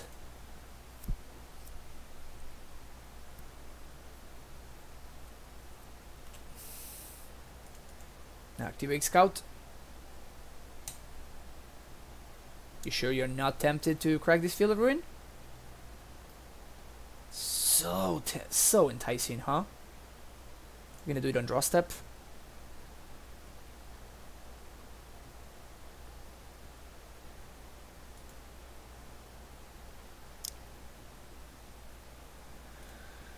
Gonna do it on draw step. Alright. By the way, while my opponent makes me wait here for whatever reason, it's a good time.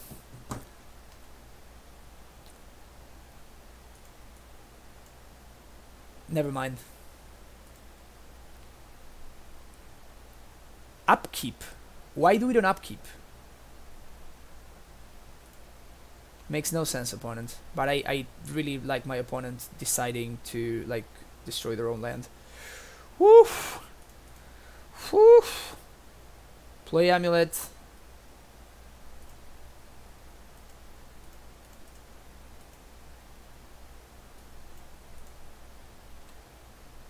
I doubt my opponent has any relevant instance, so I'm gonna do this in my opponent's draw step. All right. Okay, as I was saying before things got exciting, my name is Francisco and I stream here mostly modern, as you can see with these gorgeous familial titles right here. I stream mostly modern and I also stream quite a bit of legacy.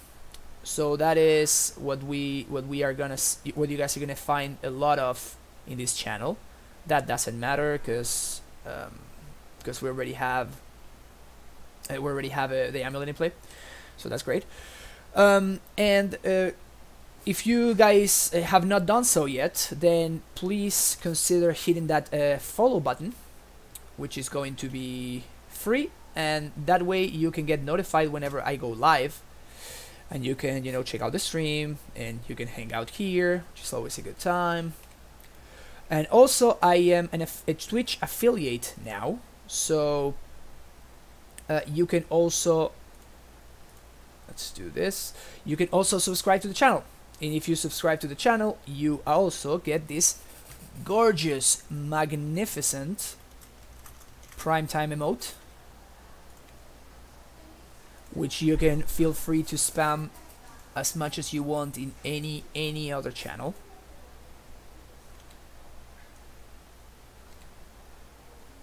It's pretty sexy, huh?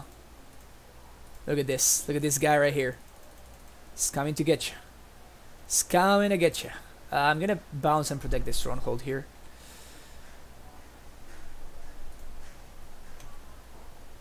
At this point, I love how like my opponent's Trinity Sphere is like absolutely wrecking them. It's pretty sweet. Sure. Let's get some of this. We don't even have any packs to pay for. We are in an amazing spot right here. You see? The Burdened One knows what I'm talking about. Burdened One knows what's up.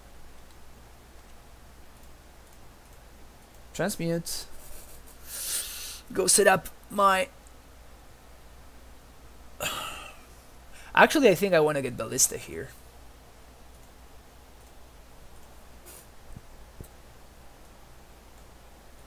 Ballista seems better than Blue Pact in this scenario in the face of Trinisphere.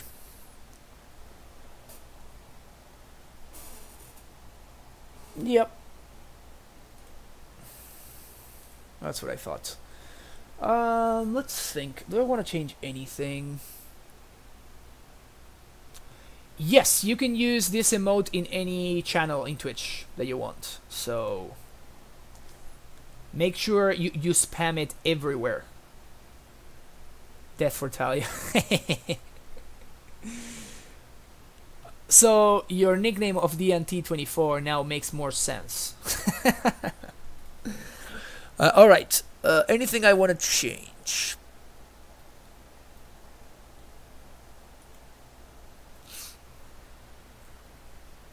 Maybe another Abrade. Maybe another Explosives.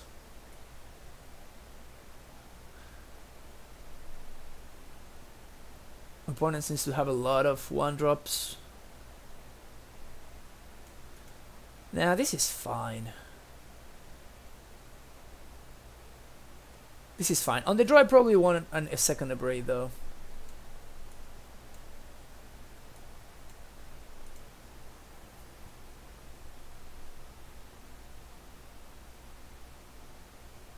Oh really?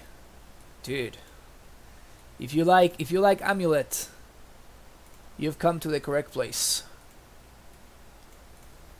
If you like Amulet, you will see Amulet here. I guarantee that.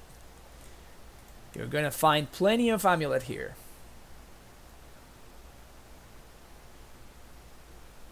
Awful draw. Guess I'm gonna lead on Forest just because. And Drive Scout, I imagine, is going to be one of our best possible cards in this matchup. Wow, my opponent really doesn't want their shit to get countered. So do I play Azusa or do I protect my lands? I think I play Azusa.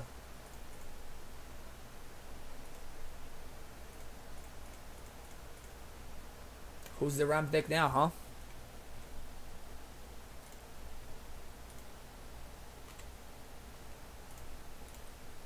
Alright. Now we just need to draw Primeval Titan and we're good to go. No place. Okay. I can do no place. I mean, Azusa's getting in there. You know that. You know that Azusa's getting in there. Man, it would have been nice to had drawn like anything there, basically. Probably play this. Bounce Stronghold to protect it. Keep going.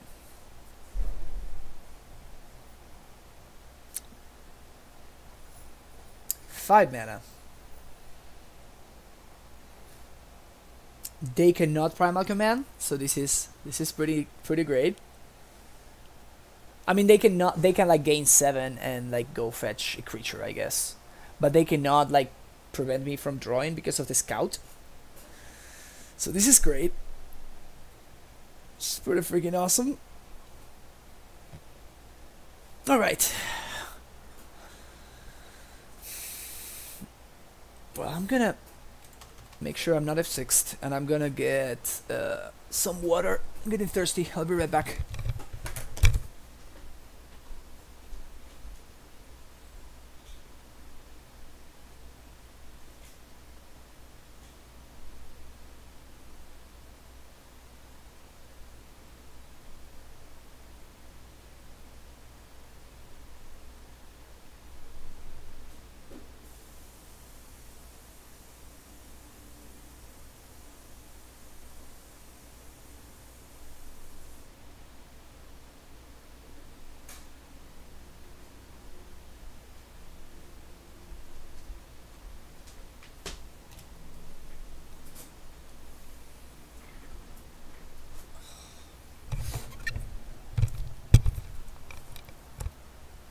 Stay hydrated.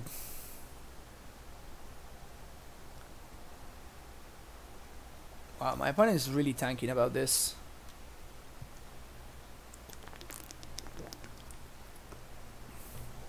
Yep. That makes a lot of sense. That play makes a lot of sense. That's what I was talking about when I said that, you know. Basically what happens is if my opponent if they had chosen put target non-creature permanent on top of its owner's library, what I can do is I can, whatever they choose, like whichever land they choose, I can flash in the bounce land in response and bounce that land, and then the second mode on Primal Command would not have a target, right? So since there's only a single target for this spell, it would actually entirely fizzle. Make sense? It would actually entirely fizzle, and okay, this is great. I'm gonna play this. I'm gonna hold up the bog. Ding ding ding. Once, yep. Ding ding ding ding ding.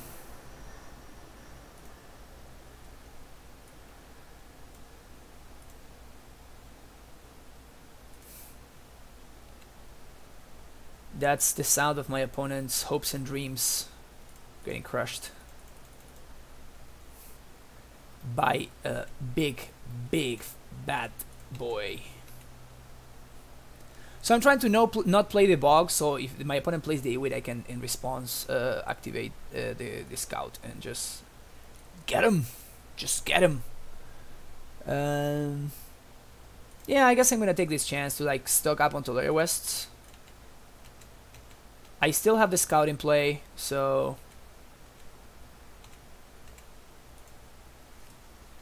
we're fine. Yeah, that was a nice top deck. To be fair though, like most of our top decks, like we have a lot of light draws right there. Tell me more about how you want to get back that Primal Command opponent. By sequencing it like that, I'm basically, you know, enticing my opponent to go for the Ewit plan, because that's like, I mean, otherwise why did they make that play? And I just get him. Get him. Just get him. Hey, Davius, how's it going? Thanks for the subscription, man. Alright. Alright. If you guys are not aware, Davius Minimus is also a really good Amulet player. And he also streams from time to time. So I very much recommend you check out his stream. Which is, you know, the same name that you guys see over there.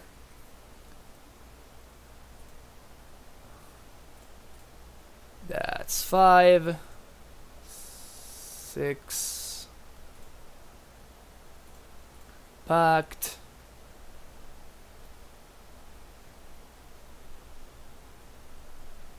I totally forgot this was in our deck.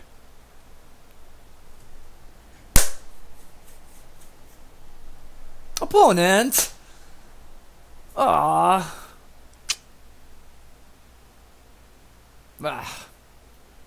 I totally forgot that we actually had Zacama in the deck. That would have been a good spot for Zacama. Mono G control, I guess. I mean, at that point, again, that's a win more, but that's what Zacama is, right? I'm all about winning more, making my opponent feel bad about the life choices. Nope. No dino. It's been a house for you? That's interesting. Honestly, I played... now there have been 3 leagues with Zacama. I 4-1'd, I 2-3'd, and I 3-2'd. This is the 4th league. And there was not a single spot. There's not been a single spot where it was better than the Untitled Chapter. Like, there literally has not been. We just played a match against Hollow One, and I guess there it definitely sealed the deal, while Untitled Chapter might have, you know, taken a little bit. But like the spot was just so good for us anyway that you know, Tracker would have also like drawn us a bunch of cards because we had time. Sure, I'll keep this. It's a little bit sketchy, but having 2 of each gives me a lot of hope. So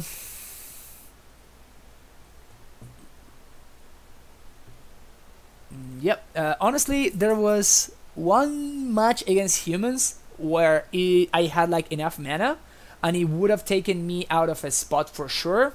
Whereas if I had prime time, it would have been a little bit trickier, or maybe my opponent had like Meddling Mage on prime time or something like that.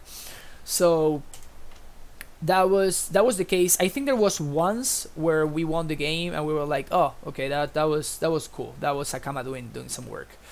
But everything else, it was just like, it could have been Tracker, or which in a lot of other spots, Tracker is just much better, right? Bolt Scourge, I imagine.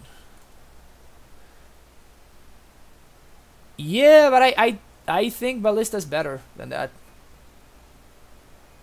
to be fair.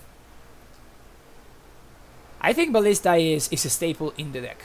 I think Ballista is 100% irreplaceable. It's just not irreplaceable.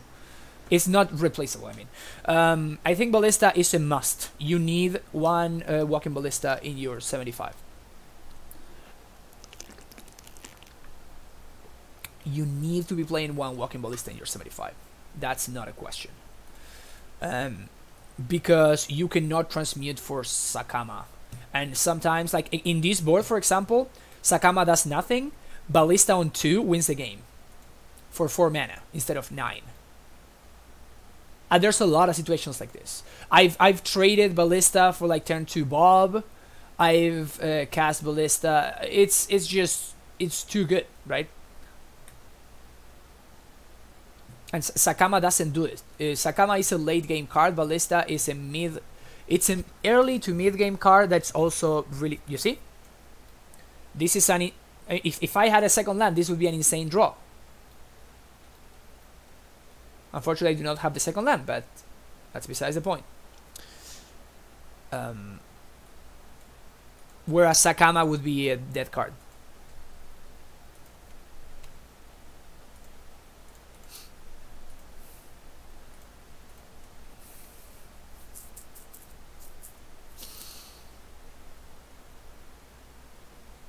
Yeah, but it costs 9 mana. You can fetch it, but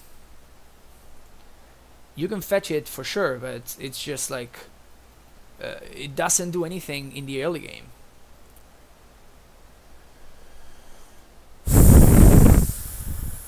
I guess I really need an explosives on 2. Jeez, my opponent's draw was pretty damn solid.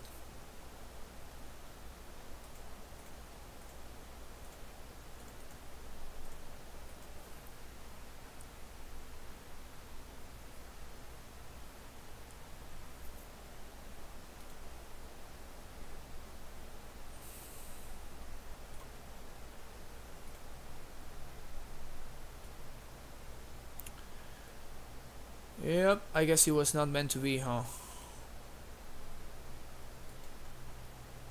This game was just not meant to be. I'm gonna take 1, 2, 3, 4, 5, 6. I guess I need to explore into exactly Ghost Quarter for this. Yeah. Overseer killed me. Alright, alright. Man, it's been a while since I've seen Affinity. Bring that in, bring this in, bring this in, bring this in. Alright. So I imagine that this is probably a Zacama matchup. Rex Sage for sure. Explorers out. Bog out. And shave a couple of acts. Yep. Sounds about fine.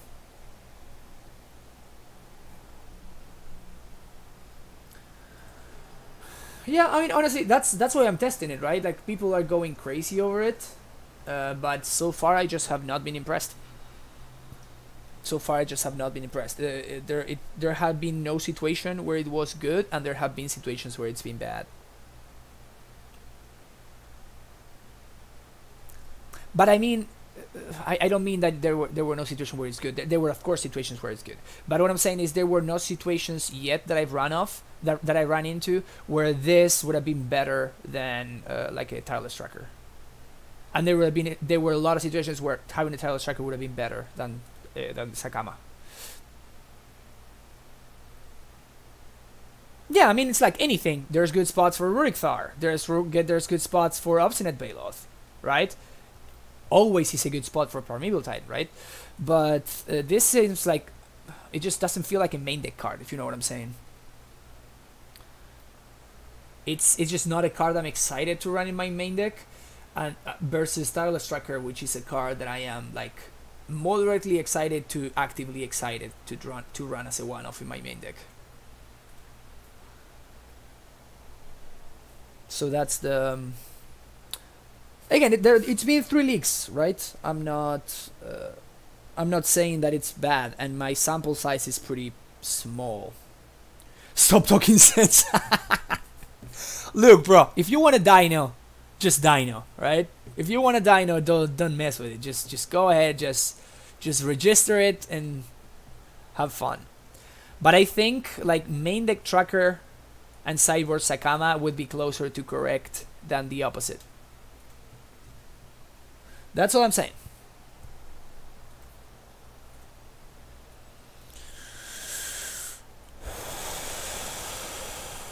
Yep. Keep.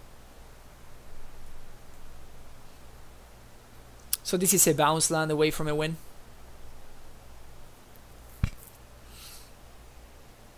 Bounce land away from winning. Very much keeping this.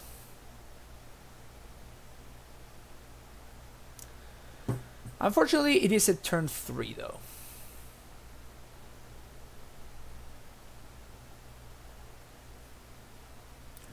But yeah, I'm definitely keeping this mostly because having access to red and green here is great with the fire spell that I have hanging out here.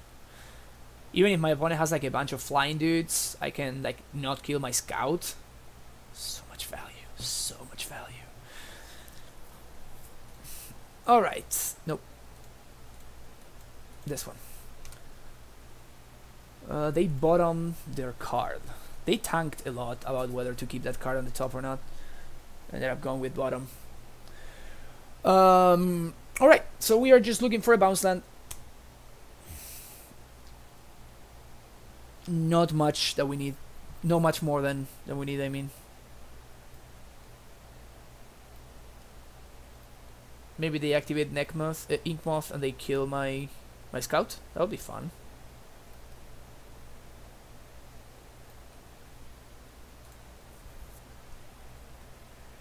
Yep, that's exactly what's going on. Perfect.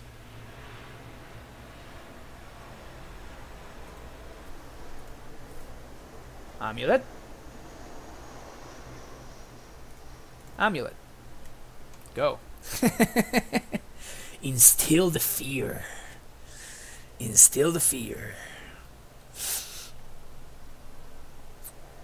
Ravager would be kind of a beating. It's also kind of unfortunate that we cannot deal damage to like flying and non-flying creatures. It's pretty weird mana situation we got going on here. Play a Vault Scritch, please. Play a Vault Scritch. Ugh.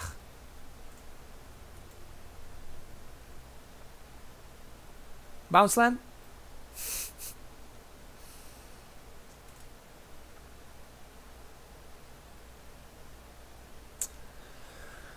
I guess I'm gonna name Giant here.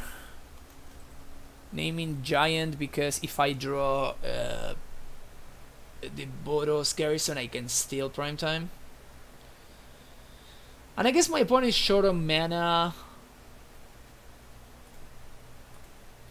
Just trading just with an Ornithopter sounds so bad.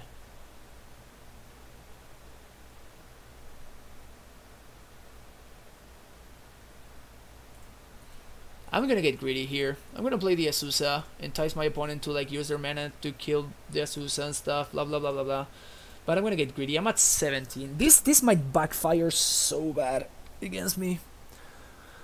This might backfire so bad.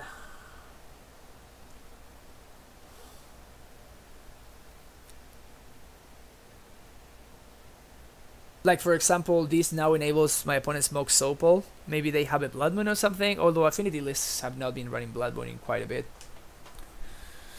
But you never know. You never know. You can never be too afraid of Blood Moon with this deck.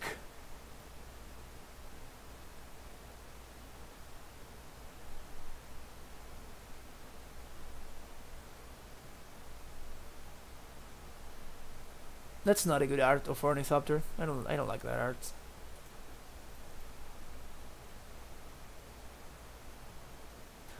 I don't get it if it's like a perspective thing or if the Ornithopter is actually like huge. Overseer. Okay, so I was actually rewarded by my play. I mean, I still need to find a source, like another color source, another green or red colored source.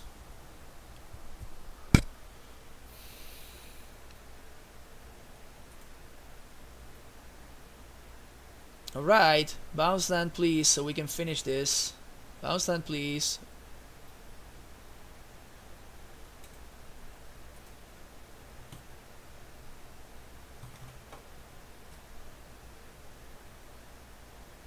I'm so sad right now.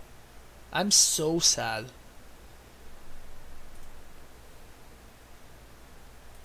Can't even pact for Rex Sage.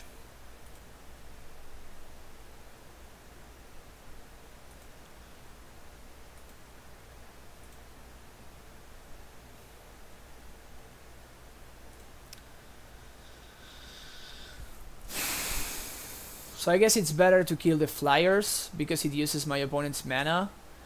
If I draw exactly a bounce land or any green source on my next turn, it's better for me to kill the flyers. If I don't, it's better for me to kill the Overseer. The problem with kill the Overseer, of course, is that it also kills my Azusa, but this Overseer will not do much attacking, and in order for my opponent to actually attack with like a Blink Moth or an Ink Moth, they need to use all of their mana. Yeah, so I'm gonna cast it for flying. So flying is the green one, right? Yeah. Man, Cosmic Return would be so much better right now.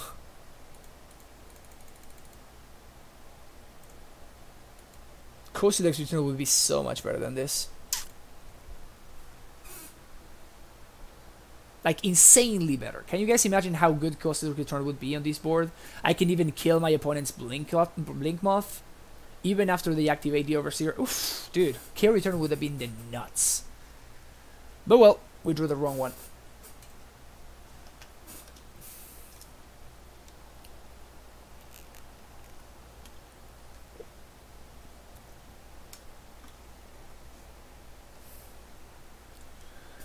So now, yeah, my opponent's in a situation where if they want to actually keep attacking, they need to activate. They need to use all their mana, and they are not developing their board. Or if they want to develop their board, they cannot attack this turn. So I think it was definitely correct to kill the flyers.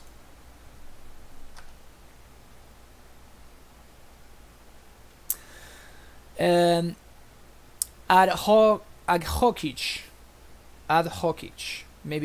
Maybe that's how you pronounce it. I'm sorry if I'm killing your name. But there are a couple of, like against humans, the difference between 2 and 3 is pretty huge because it kills Mantis Riders and it also kills Medley Mages after your opponent has has played the Thalia's Lieutenant. Ding ding ding ding ding.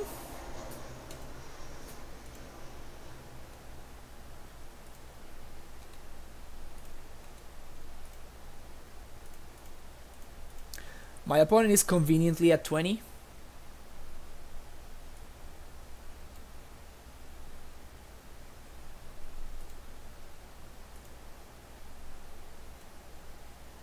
That's pretty cool. Bodos Garrison, and their Stronghold is already in play. Get Suck? No, because Suck actually kills me. So I'd rather just win the game. Alright, I have both the Stronghold and the Sandhome in play. So I'm definitely getting Garrison, and I'm also getting what? Because I have to get Garrison. I just used a single bounce, a single land drop, so I can get Garrison, float mana twice, activate Stronghold once. I still have red-white floating. I bounce the Stronghold itself, replay it. I still have red-white floating, and then yeah, this should be fine. So I'll get Garrison plus like Gemstone or whatever, and then on attack I get Celestia plus yeah, it just doesn't matter really. So do this, boom, float the mana. I guess there's no need for me to float here. I mean, I guess I can double strike with Titan right now, right? Double strike Titan uses. I'm just maximizing my mana for value, I guess. Swing. It already double strikes. And now I get Gemstone Mine plus Radiant Fountain, sure.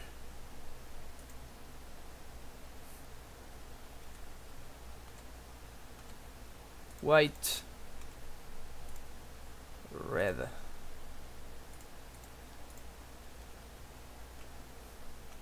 $20, yeah.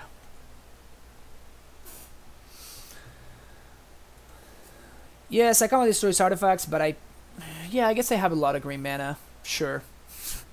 Again, we could choose to win, or we can choose to win with a dino. And I just chose to win because it doesn't matter.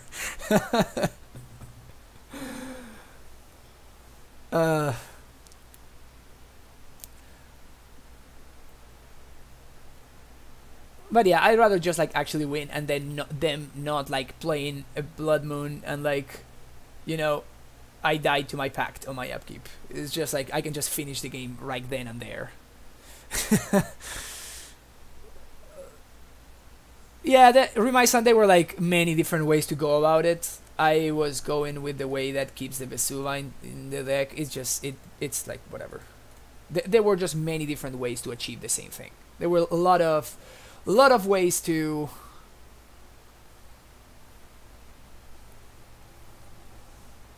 Yeah, I had GG. I had the bounce land, so I would have had to. I had the Grove and I have the green bounce land in hand, so I would have needed to, like, keep the bounce land in play. But it should have been just fine.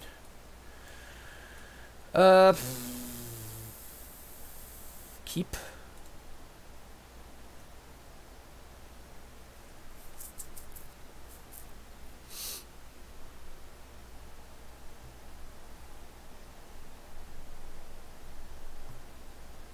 How are we ahead on clock? What has my opponent been doing over there? How are we ahead on clock? We should definitely not be ahead of. Wow, they are so good at drawing Mox Opal. They are so good at drawing Mox Opal and playing it on turn 1.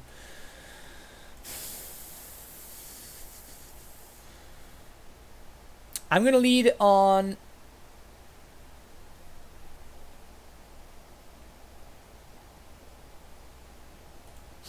So, if I draw exactly Amulet next turn, I win, obviously. If I...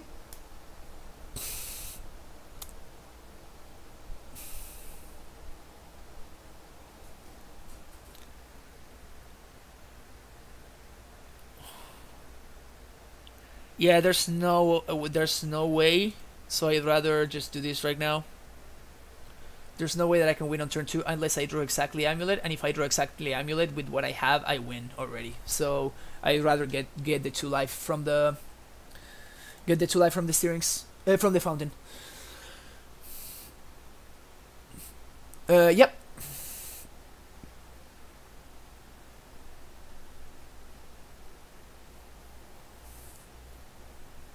Yep. If I naturally draw an Azusa, I can also like do some shenanigans. I can also pact for Azusa next turn if I need to. But that kind of gets wrecked by... They're not going to have anything that's not Blood Moon. There's no way that they're playing like Molten Rain or Stone Rain or anything like that. So I'm not going to be worried about anything like that. But Blood Moon is it's a very real consideration.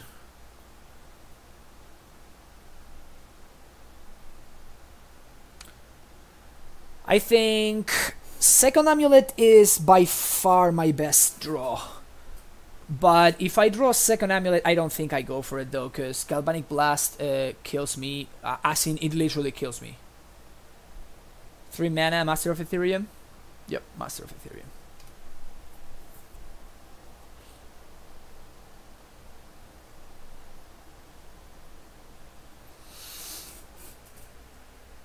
So I think I'm going to Azusa next turn then. Because at this point my opponent has like, they have the nuts going on really. So I don't think I can beat a Blood Moon anyway. I think I'm going to be too slow for a Blood Moon. And Azusa allows me to Titan on turn 3. While already having paid for my pact. Which is of course better than, you know, still having to pay for my pact. That plating though is... That plating is really troublesome. That plating really is troublesome. Why would they not play the Ornithopter? That was weird. Ugh.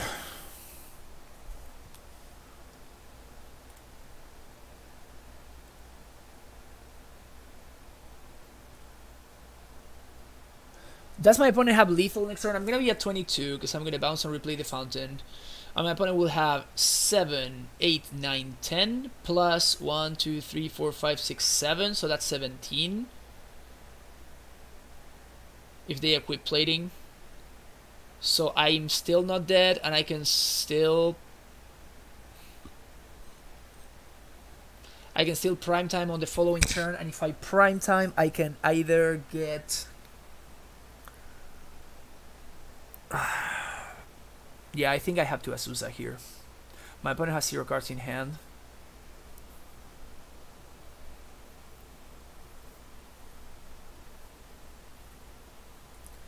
Just a little bit too far behind. This also allows me to steer, I guess, which is another upside. Do this. If I steer into second Amulet, I just win on my next turn. Second Amulet, please. Alright. So now my opponent needs to have lethal, because otherwise I just win.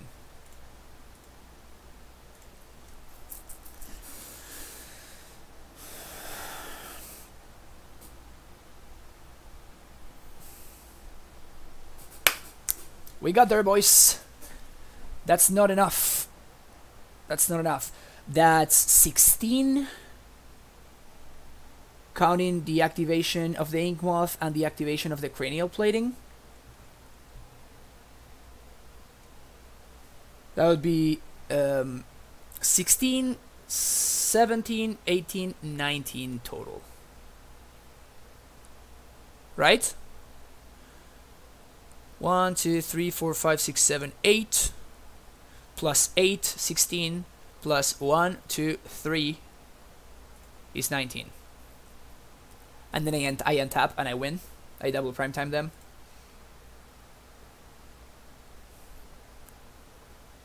Man, having so many doubts about it, but I think it is correct. I'm like double guessing myself so much right now. 8 plus 8, 16, 17, 18, 19. Yeah, okay, good. We're fine. We're fine. They can deal one more with Nexus if they want to. Oh, and they left themselves with no blockers. 0 cards in hand. Pay for Pact. Die.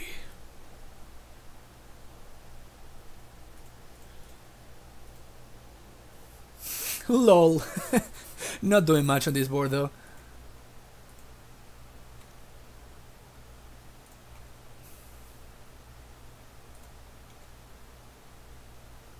Land drop number 1. Land drop number 2.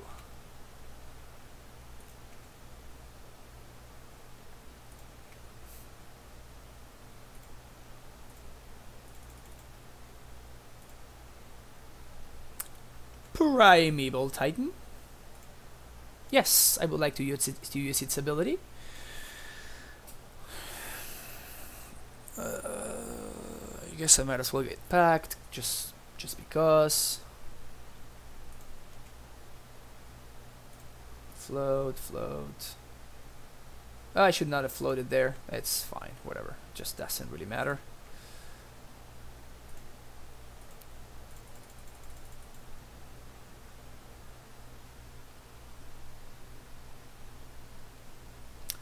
How often do I actually get hit?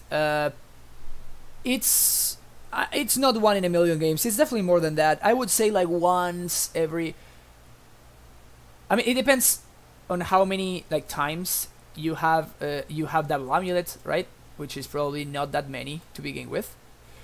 But once you have 2 titans, the double amulet bug doesn't really get you. Because you are not like the lands that you need to get are not as specific.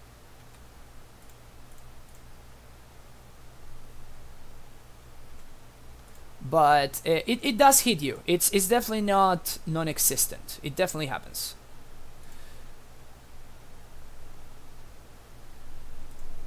There's no blue pact. There should not be a blue pact. Yeah.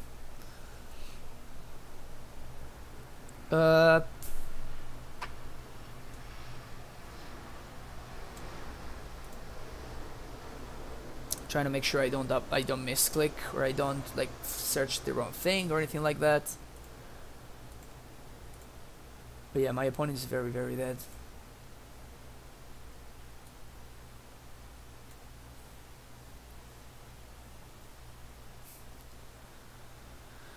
Yeah, honestly, when there was just a single time that it won me that it actually like literally lost me the game.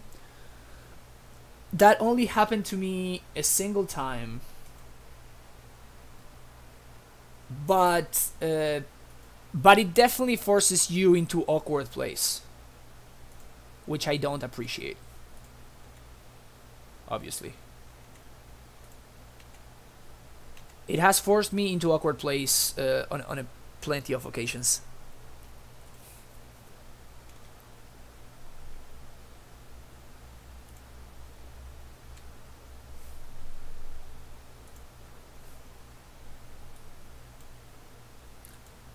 Sun, home, and like ghost quarter, I guess.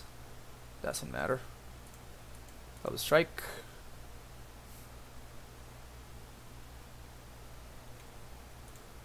Double strike.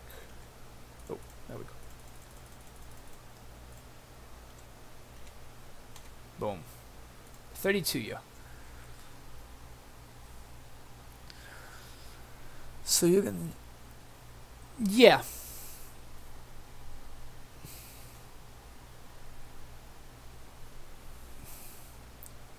Yeah, if you have a double amulet and you're going through all of that, then you're usually probably winning anyway.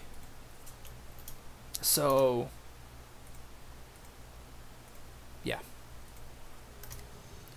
yeah, like I'm telling you, it only once actually lost me the game, and it lost me the game, and I actually, you know, I went ahead and I filed for compensation and everything. Otherwise, I just don't even bother. I just play around the bug, because I've just been doing this for a while, and I'm just used to playing around the bug. But that one time, it was like there was no way for me to play around it. I can't remember what the exact scenario was, but I tried. Trust me that I tried, and there was no way that I could play around the bug. So I actually, you know, went ahead and I said, you know, screw you guys, this is not okay. And I filed for compensation. Alright, we got a notification right there. Old Mac 2 has followed. Thank you very much. Very much appreciated. Alright. So we're now at 169 followers? No, we were already at 169. I think it sometimes like takes a second before it actually updates. So I guess I'm gonna go with Gruul Turf here. Maybe my opponent will be... Yeah, I think it's definitely correct actually to go for the Gruul Turf there, because I can prime time next turn. Unless my opponent discards it, of course. So end of turn, play Tolaria. Now we untap, and I play this for turn. And I play this for turn. 1, 2, 3, 4, 5, 6. That's primetime mana right there. That's what that is. Definitely going to get the good old anti-path package, meaning these two guys right here. Good old anti-path package. Now my opponent will path my prime time. It's perfectly fine. We have another one coming up. Not next turn, but on the following turn. Should be still good enough. If my opponent is playing a Shambling Vent deck, I expect our matchup to be very, very good. Ooh, no path? Maybe they're going for Bontu's Last Reckoning? That would be spice.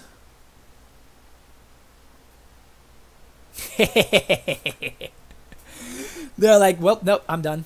That's good enough for me. All right. Back to negation out. So my opponent could either be an Absan or could be on like the Planeswalker deck. There's been this Planeswalkers deck going around with like Gideons and a bunch of Wrath of Gods. and what's his name? Sorry, the black-white guy. So I think I want this. They're probably gonna be playing some amount of tokens, so I want to keep explosives. I probably don't want this though. I kind of feel like Nature's Game is gonna be good. Mostly because of Damping Sphere, I guess. Although there might be something like Ruined Halo or something like that. This looks pretty good. We can probably side down to White Amulet against this kind of like mid-rangey matchup. We don't need to be as explosives, and having the the bad top deck definitely not gonna be good for us. We still don't have enough information though. I want to probably sideboard like this and then move on to the next match and see what my opponent brings to the table.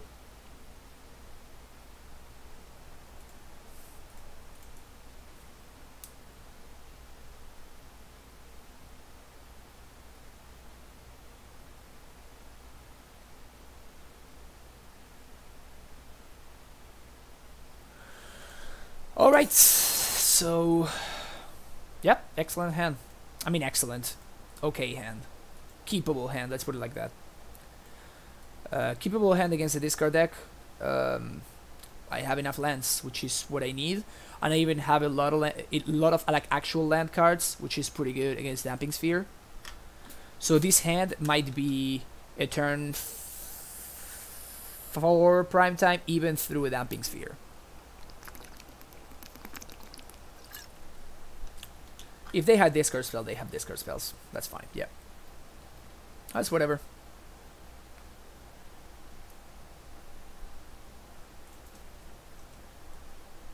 Alright. Now we're actually going to need to draw something though. Because turn 6 prime time is very unlikely to cut it. Actually, yeah, my opponent will. Lol. The Whiskey. That's an amazing draw right there. Amazing draw.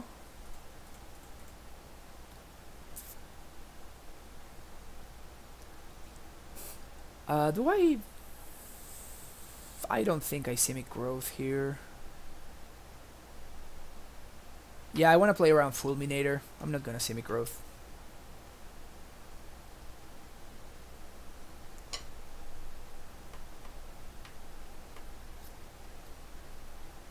If they're gonna Fulminate my Gemstone, I'm okay with that.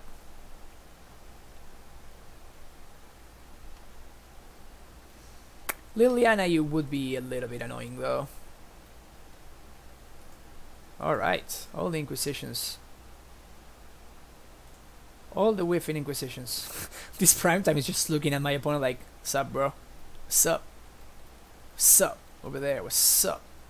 I'm gonna make a weird play right now and I'm gonna copy their Shambling Vent with Vesuva. Again, I'm trying to play around Fulminator by, playing stuff. That's a card. That's a real card right there.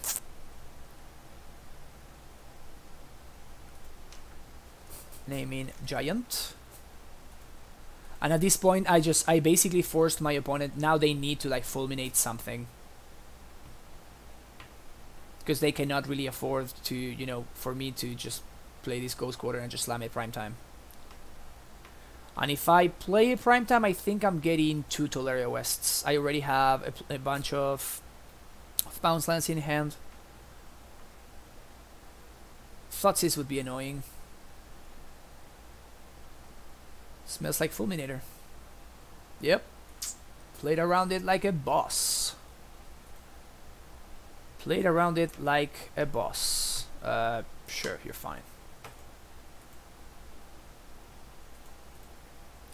The question now is, do I play around second Fulminator? Or, even better question, can I play around second Fulminator? The answer apparently is yes, I can. So we'll do it.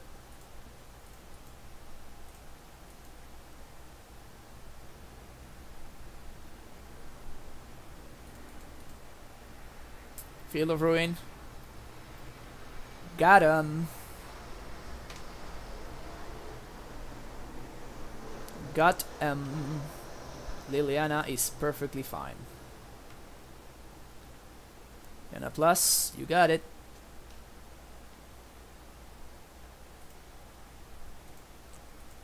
Lingering. Oof, the value, opponent. The value. So much value. Field of Ruin in play. Okay. Take 2. Yeah, that's fine. And I think this prime time is going to get... Yeah, sweet. Unless their last card is a Thoughtseize, I'm in amazing shape. Last card is not a Thoughtseize. And yes, I could have definitely have steered first and try to hit an Amulet. That's just too greedy. I don't think it's worth it.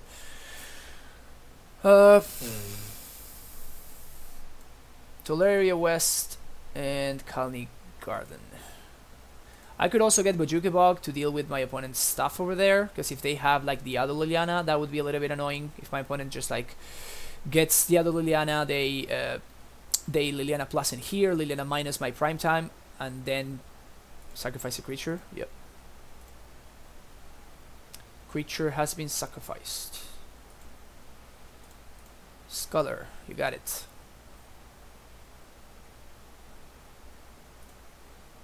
You get my steerings.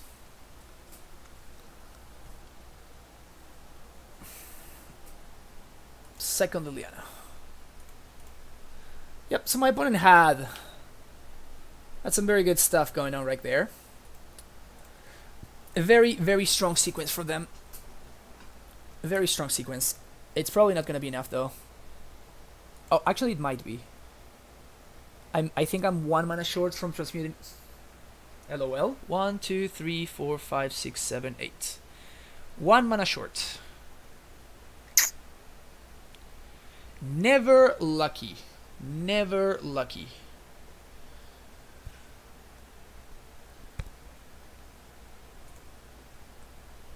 I think I need to transmute for Pact here though. I think I need to transmit for Pact. Too bad that the Vesuva is in the yard, so I cannot...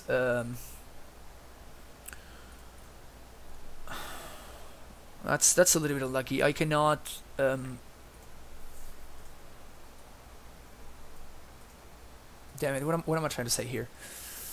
Because the Vesuva is in the yard, I cannot like cast the prime time and copy the whatever with the Vesuva. Copy the Kalni Garden with the Vesuva.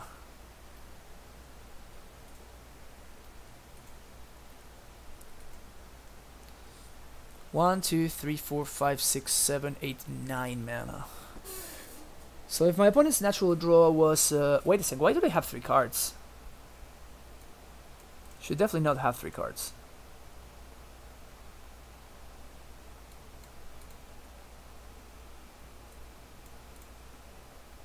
Did they finish the turn with 1 card? No, they yeah, they had 1 card in hand, but they didn't cast it, so we're fine. Never mind. So they have a Lingering Souls in hand. Each player discards a card. I'm gonna discard the turf. This forces my opponent to have 2 answers in their hand. I know that I could have gone for Pact for Baloth, but that means that I cannot Zacama, and now I'm down a Pact, so I cannot get prime time. So this is fine now. What is this?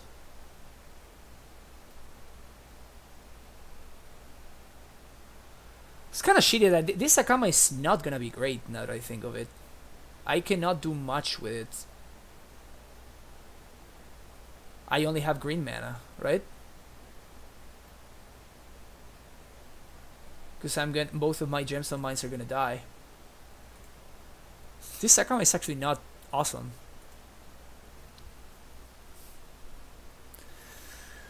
I never put one together. I kind of Jay's Greater. I never put one together. Somebody in the Discord actually asked me about it, and I helped them a little bit.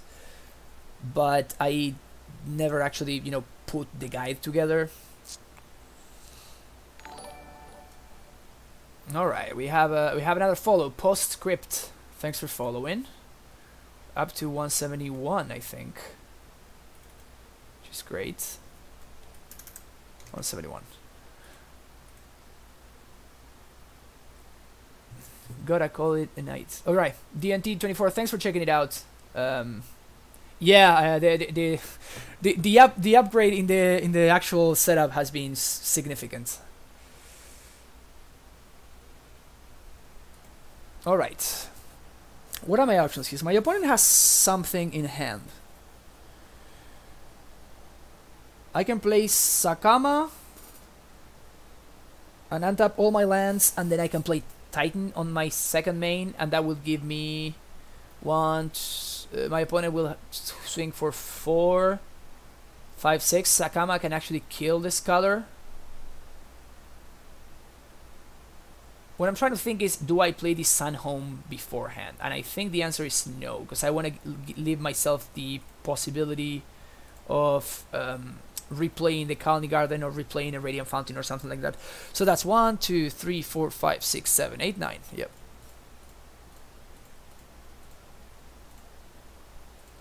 White, red.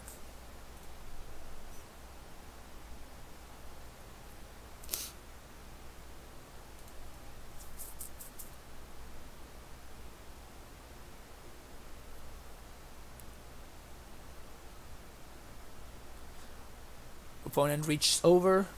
Opponent reads card.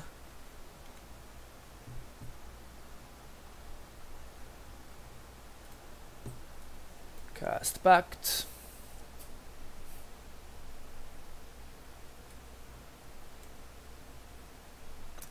I could also Hornet Queen here. Nah, Primetime is just better.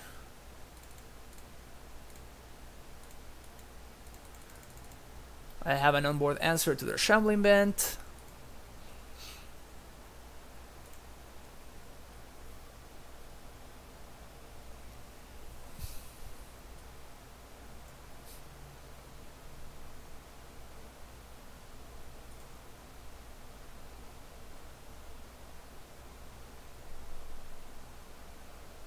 I think I want to bounce and replay the Colony here. I don't have Vesuva. Vesuva is in the yard. Yeah, otherwise I would have gone for that. Yeah, that's for sure what I was thinking of. But I then noticed that Vesuva is actually dead. They fulminated it. They fulminated it earlier in the game. So I think I'm just going to get Garrison plus Tuleria, or Garrison plus Fountain. Yeah, Garrison plus Fountain, and I will bounce Colony and replay it.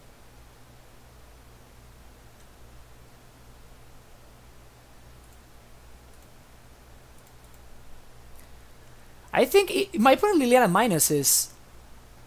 I mean, I guess they also need to kill the plant, but it's a very interesting question, right? Which one of these do I kill? Well, now they have the answer to the plant. Whoa! That's something right there.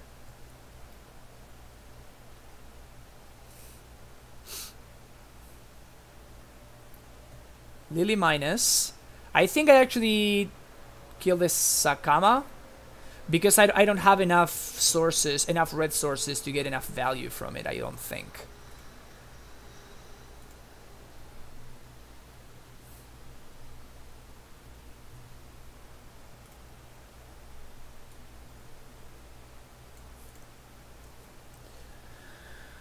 If my opponent attack, if they attacks, I do not block. 1, 2, 3, 4, 5, 6, 7, 8. Yeah, I just do not block. I just let it go, and then at their end of turn, I kill the Vault, and then on my turn, I can play Sunhome and just double strike them, unless they throw a bunch of dudes under the bus.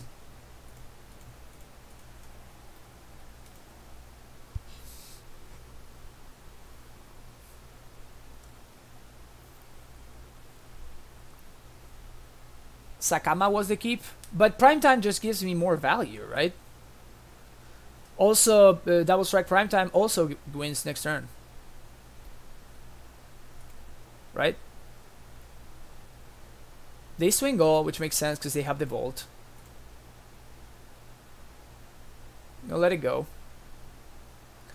Activate Vault, they're gonna gain some life. Sure. Gonna gain 8 down up to 18. Pay for Pact. 1, 2, 3, 4.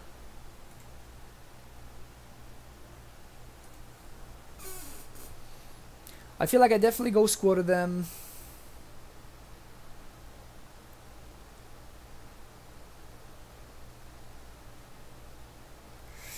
I cannot transmute. Man, being able to transmute would be so good here.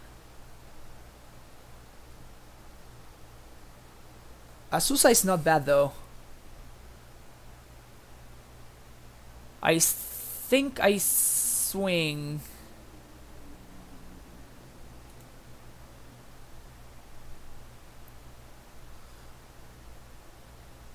I think I don't double strike. I just swing for 6. I get bounce land. Man, this is... Yeah. Yeah, that's actually... I didn't consider this. I totally forgot about the Sun Home. I was thinking that, you know, this is just not enough value. So I block, gain, and I have an answer to their stuff. Yeah. So I think we should probably still be fine.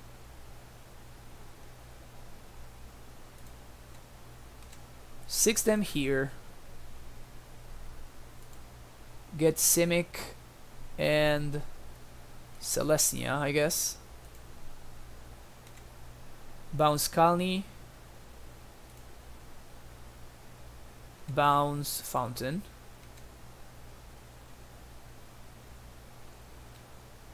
Swing 6. Play Azusa. 1, 2, 3.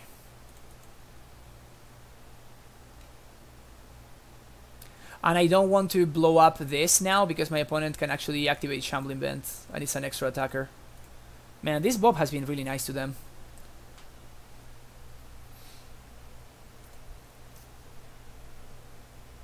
That's lethal. Yeah. Okay. Alright, so I lost that game. I should have kept the other creature. That was my mistake. Ghost of the Return and Firespout look actually really good in the matchup. Definitely misevaluated what I was playing against. Hornet Queen does not look great. Explosives looks amazing. Probably want the second one. And I can side out one more Amulet and probably one land. Land would be probably the Cavern. This looks pretty good.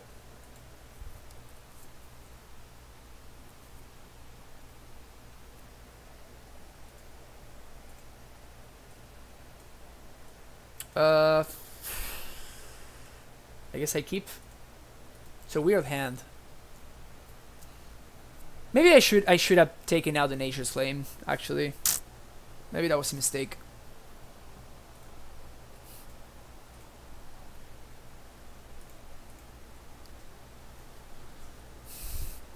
This is a hand that needs quite a bit of help though. Inquisition.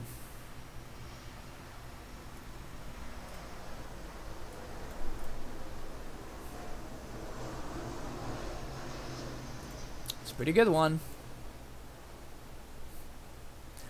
Again, I'm going to try to play around Fulminator for as long as I can. So I'm going to delay this Cruel Turf for as long as I can.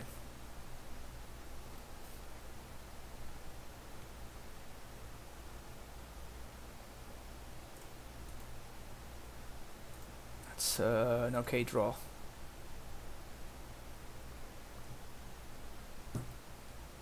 That is an okay draw.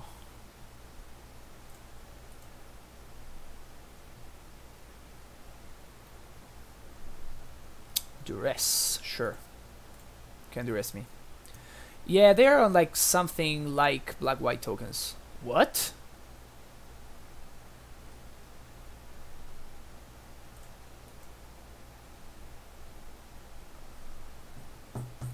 Okay, now I'm playing into Fulminator, but like I don't really have a choice at this point.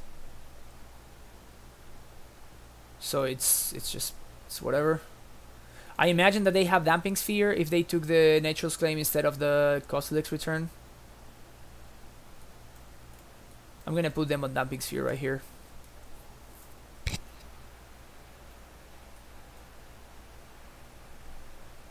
And snare and bridge. LOL. That's not gonna... Yeah, that's... This person saw Zacama last game. What are they doing? What are they doing? They literally saw the other thing. They saw the dino. This does not seem like a good sideboard card against a deck that plays the dino. And I'm gonna go for the transmute line here, by the way. Actually, my opponent did not path a single one of my threats, now that I think of it. But I am able to do this anyway.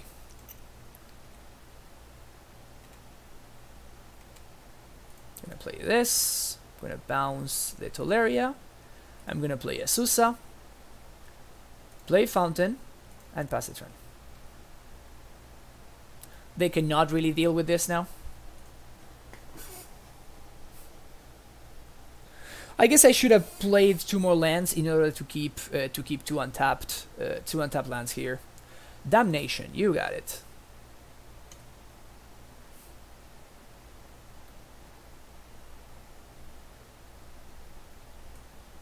I guess I got some removal, huh? 1, 2, 3, 1, 2, 3, 4. 1, 2, 3, 1, 2, 3, 4, 5, 6. Yeah. Transmute.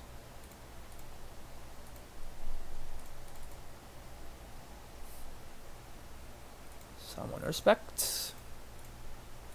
Play this.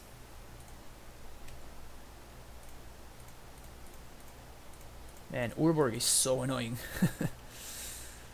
Bounce this one, I guess. Well, I just used a counter on the gemstone for no reason. They have an Urborg in play. That was my mistake. Squadron Hawk, you.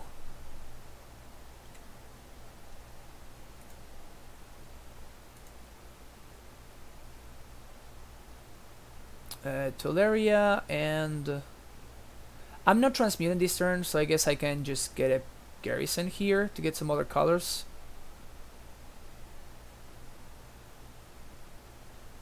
No, because I need my green sources to pay for pacts. Again, I'm gonna play around this card. Not transmute right now.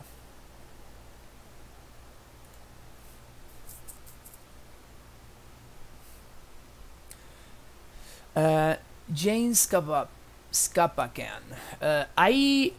There was a Vraska's Fall today, right? I didn't actually see it. I'm gonna check it out later. But yeah, Assassin's Trophy is the nuts. I think that card is gonna be very, very good. It's gonna be a guaranteed modern staple, no questions there. Guaranteed modern staple. 1, 2, 1, 2. So I can 1, 2, 3, 4, 5, 6, 7, 8, 9. I have enough mana to do Zacama, so I can play Kalni this turn, and next turn I can Zacama and transmute and Zacama on the same turn, which sounds pretty good. That was actually awful. I can just like transmute go for Rexage. This prime time is getting there. Alright. We're doing it now.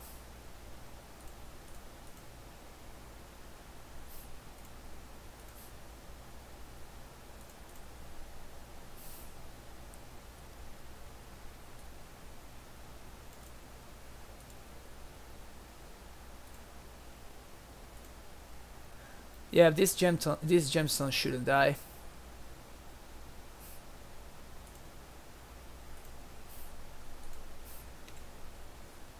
One, 2, 3, 4, 5. 5, 6, 7, 8, 9. Bounce this one. Dino you.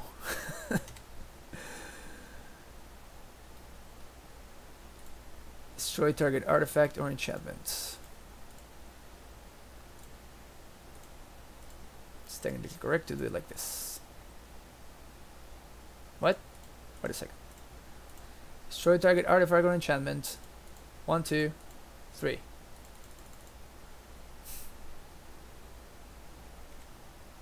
Yep. Yep. Alright. Currently 3-0 with ZacAmulet.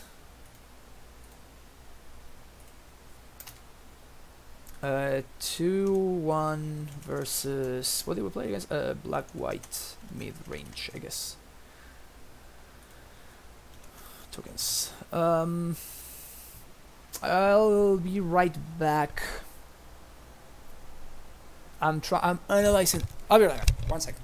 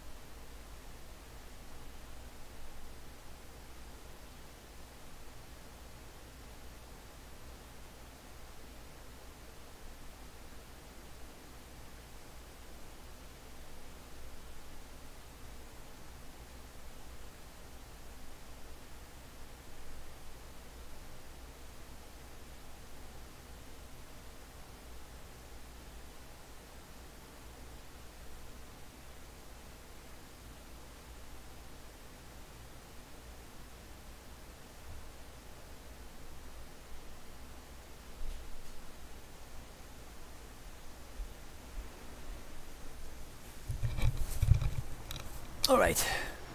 Okay, so yeah, Zacama won that match. Also, Rex Sage would have won that match, because we have enough mana to Rex Sage plus play a second Titan. So it's I think it's very important to not just, you know, look at a match like that and be like, oh yo, you know, like Zacama was amazing there. It's just like it just did the same thing that a Reclamation Sage would have done. And my opponent is 4-0. Good for them.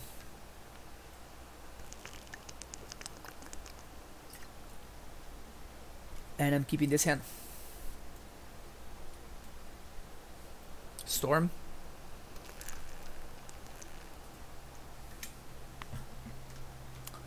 It's either a Storm or the stupid Delver Tempo deck. Stare into Amulet.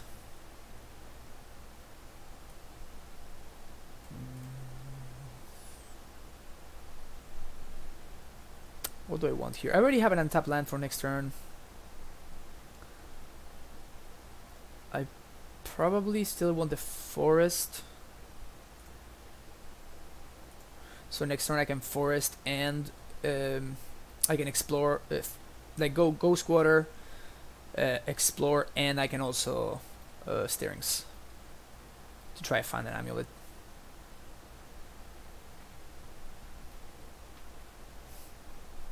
Land tapped. Okay. Do you have spell snare? Is that what's going on over there? Nope, it's definitely not a spell snare. It's an F6. That's what that is. Yep. Now we did find the amulet.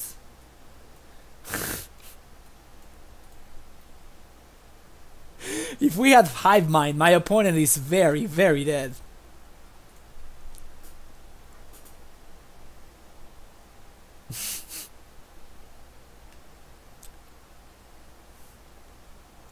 Kinda sucks that we cannot actually Azusa next turn. I mean, it would be nice to naturally draw the Azusa. So now my opponent confirming they are on Storm. If we naturally draw the Azusa, we are actually okay. Alternatively, I mean, we could also draw some lands. That would be nice. Empty for 3. That's not gonna cut it, bro. It's definitely not gonna cut it.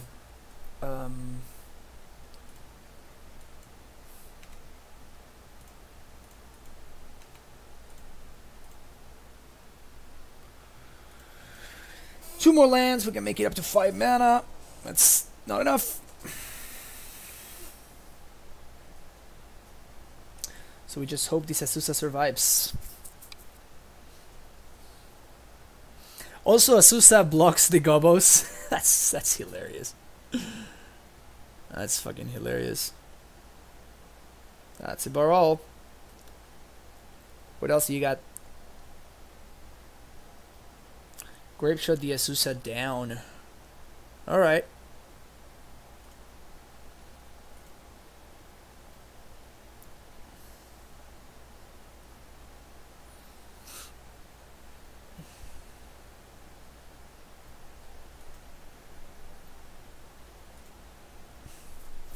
Alright, now I need to draw an Azusa or a Pact.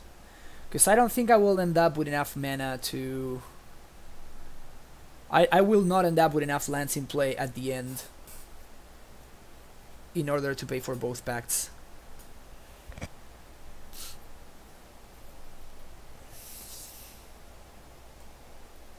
Fucking LOL.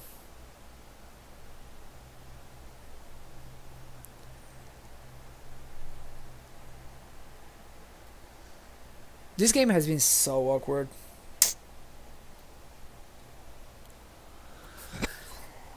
Oh.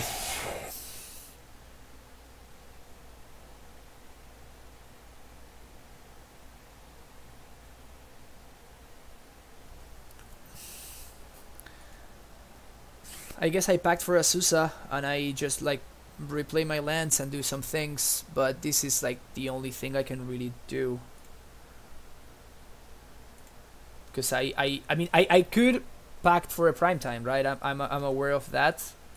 But if I do that, even if I attack, I would need to use this gemstone my counter, so I will end up with only 7 lands total. I'm exactly 1 mana short because of this gemstone man dying. I'm exactly 1 mana short of doing anything. And now I actually need to pay for my pact, so I am forced into doing this. And I just need to like hope that I find the... I just need to hope that I find a bounce land off the top. Zacama's been right now a dead card, of course. But he or it or whatever, it's been just bleh. It's been not great. Gifts and given.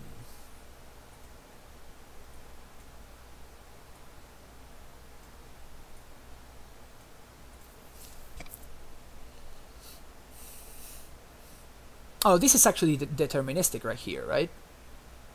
They do Past in Flames, Ritual, Manamorphose, and even if I give them both Manamorphose, I bin both Rituals, yeah. Even if I bin both Rituals, he Manamorphoses, goes up to 4 mana, and then just wins, yeah. We just died to the awkwardness of my draw there.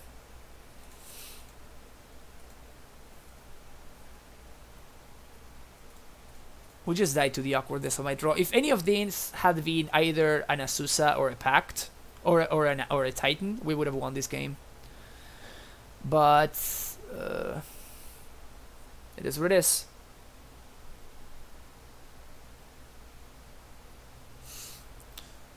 Yeah. I guess Hornet Queen is fine. It's a fine inclusion.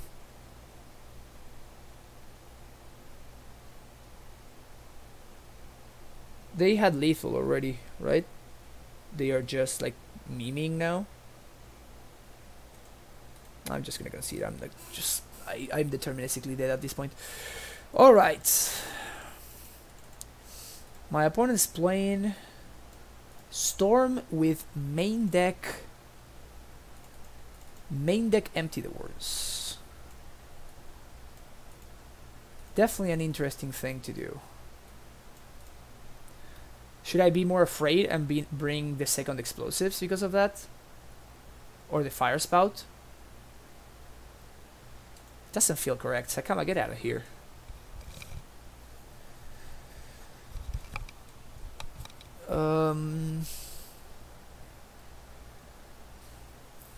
Nah, just the one explosive seems fine. Famous last words, but...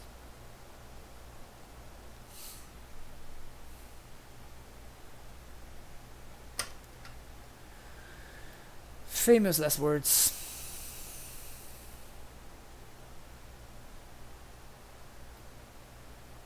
Why can't this Storm opponent draw like my previous Storm opponent drew?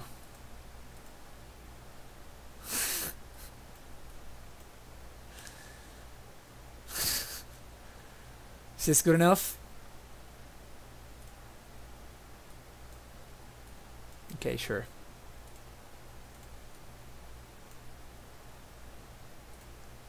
Because I won the Tormo script, I'm just gonna do it. I'm gonna stare next turn. Try to find an amulet or something.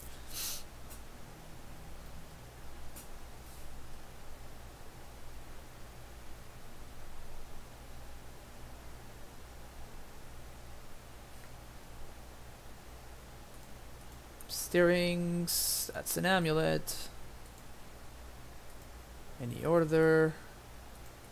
Do this and play amulet. My opponent cannot realistically go off next turn, so I'm gonna hide the Tormod script. Maybe they will use a removal spell on this amulet, like an artifact removal spell on this amulet instead of the Tormod script.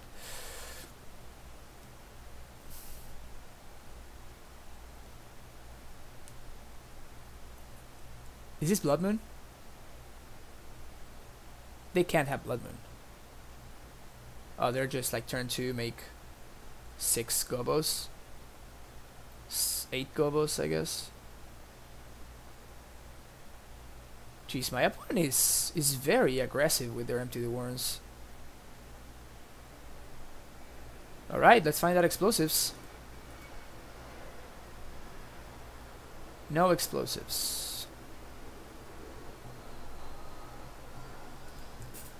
So I'm getting the turf then.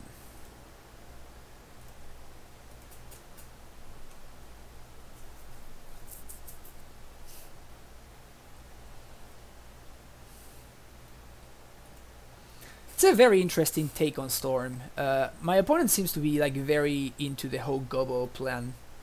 So I'm definitely bringing in the second explosives post board. Like if we manage to win this game.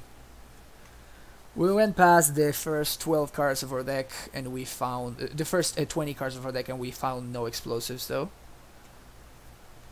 And no Tolari Wests either.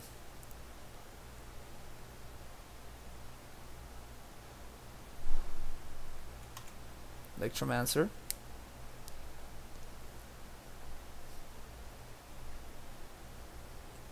You're gonna make more gobos? No. Explosives.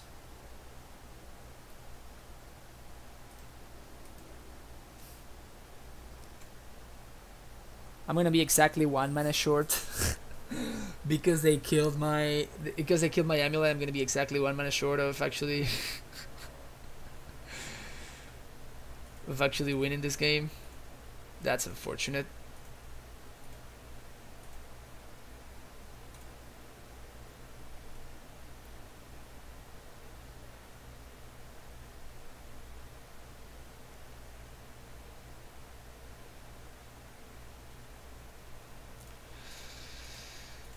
Let's all be sad together here.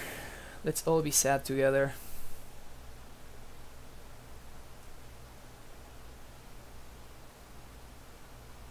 Show my opponent how I could explosives on 0, but I cannot crack it because I'm 1 mana away from cracking it.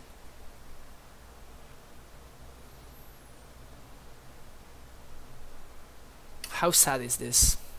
How sad is this?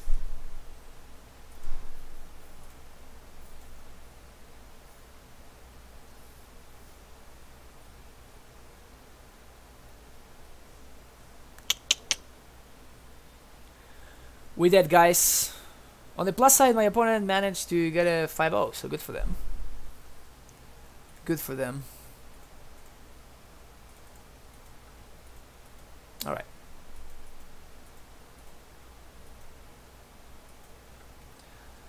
We got O2 by Storm.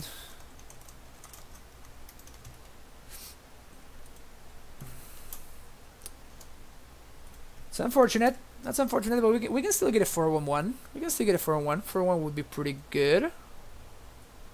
4-1 would be pretty good.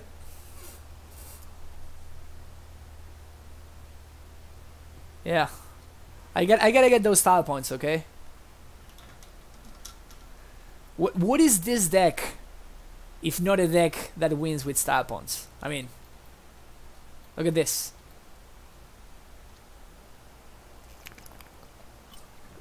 It's very important to maximize the style points for value.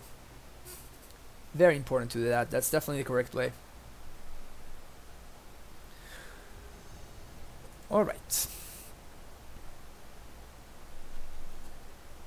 Oh, we're playing against Stompy. And we have an amazing hand, so I'm gonna keep.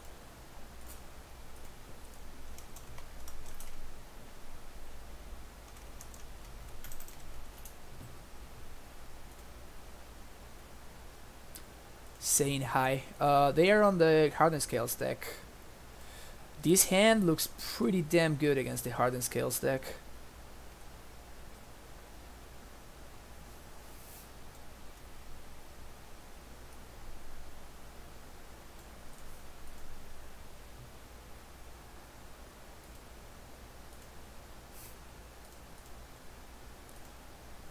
Play Azusa.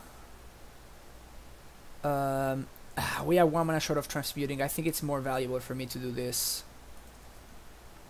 Giant. I don't think I'm dead next turn, so. Yeah, dude. Just casual. You know, just know what you're doing. Just win the game. You'll be fine. Just draw the perfects. I know it's good with life. Question, and this is actually an important one. Do I primetime here, or do I actually transmute and make a fucking massive ballista?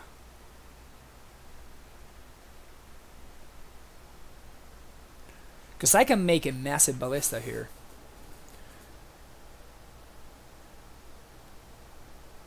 I can make a ballista for 3. I think what I'm gonna do is I am going to transmute, primetime, haste, attack, and play ballista on 2. That seems to be...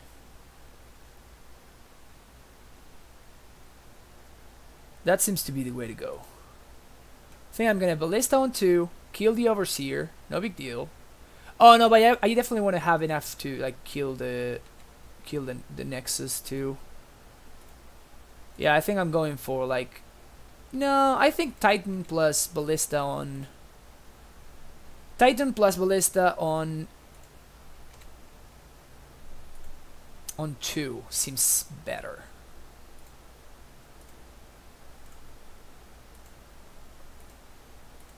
Right?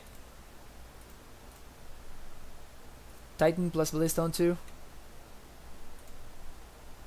So transmute. Boom. Ballista. Prime time.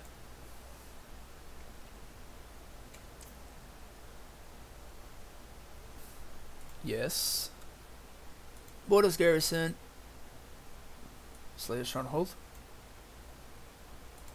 Because this also like actually kills them, right? The other thing, like the big ballista prevents them from winning. This actually kills them. And I think I'm quite interested in actually killing them. So now I'm going to attack, and I'm going to get 2 bounce lands with this primetime trigger. Blue bounce land, and I guess white bounce land.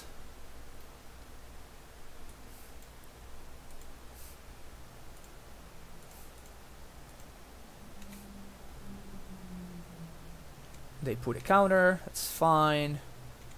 Bounce this, bounce. this, I guess, just so I have the most amount of mana in play. 8 them. Ballista. Yeah. Kill Overseer. Go.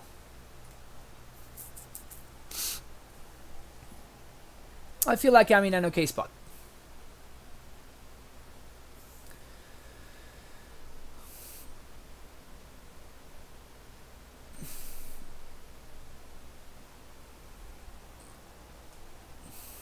Yep. Still, I don't think this is a good matchup. Just throwing it out there. I still think this is not a great matchup, but that draw was pretty sick. Bog out. Side out one Summoner's Pact. Side out some Explorers. Actually, probably Zacama is better than Hornet Queen in this matchup. Ballista sounds okay. Explosive sounds okay. Rex Sage, thank you very much. Farce out. I don't think I want Spout. I think this is the setup that I like.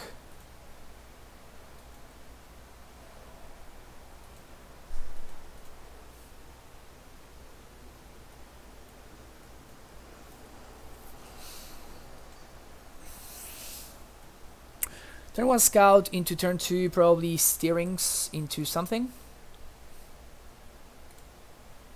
Oops, nope, that's not what I wanted. I want to do this. I definitely want to find the red source now. It's going to be my #1 priority. Ballista on 1, kill me, thank you very much. Tribe Scout. Whoops. I'm definitely not holding. I need to find the red source anyway, so this is perfectly fine. Damping Sphere will be kind of a beating though. Not gonna lie there.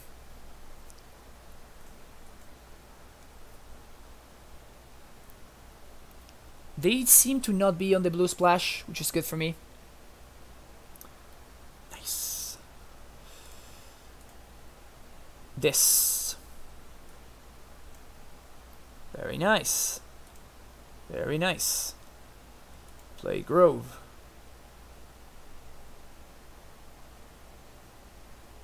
Pass the turn.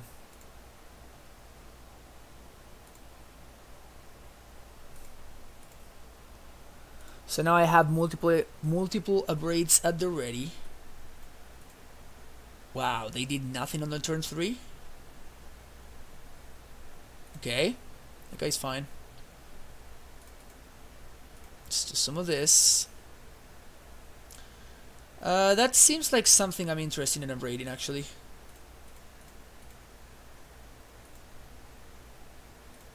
Stir. Find Tolaria. Play Tolaria. And next turn we prime time. 1, 2, 3, 4, 5. Yep.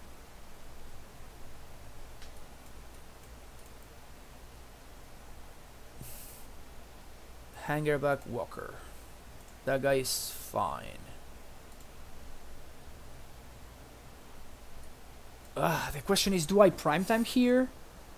I kinda don't want to die to a Ravager. Let's say Sam has Ravager in hand. They suck. They have the Ravager. I'm not gonna put them on Ravager and Hardened scales, just on one of them. So let's say that they have Ravager, which is of course the worst one for me.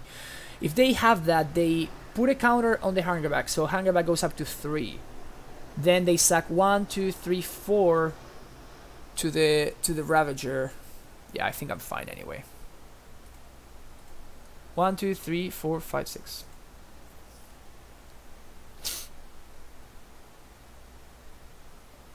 Primeval Titan. Boom, boom, boom, boom.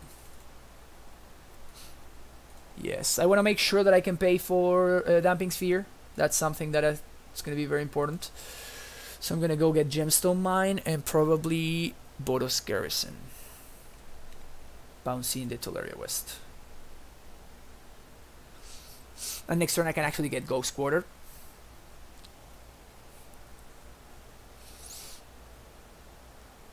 Arcbound Worker resolves. Land resolves. Inkmoth's resolve. Cool. Alright. So now we pay for Pact. 1, 2.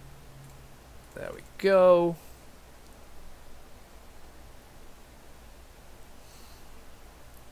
I could Sage if I wanted to. I could hold up a Braid. I think I'm gonna serve first and then see what happens. Serve first, swing. Yes. I wanna get a Ghost Squatter and a Simic Growth. Bouncing the Ghost Squatter. And then I see what he does. He takes all. Okay. So I'm just going to play the Ghost Squatter and pass the turn. I don't think he can put together lethal. And then next turn we Zacama them. 1, 2, 3, 4, 5, 6, 7, 8, 9, 10, 11. Yep. Have a shit ton of mana to Zacama them. Sweet. Got him! So we 2-0'd mono green scales.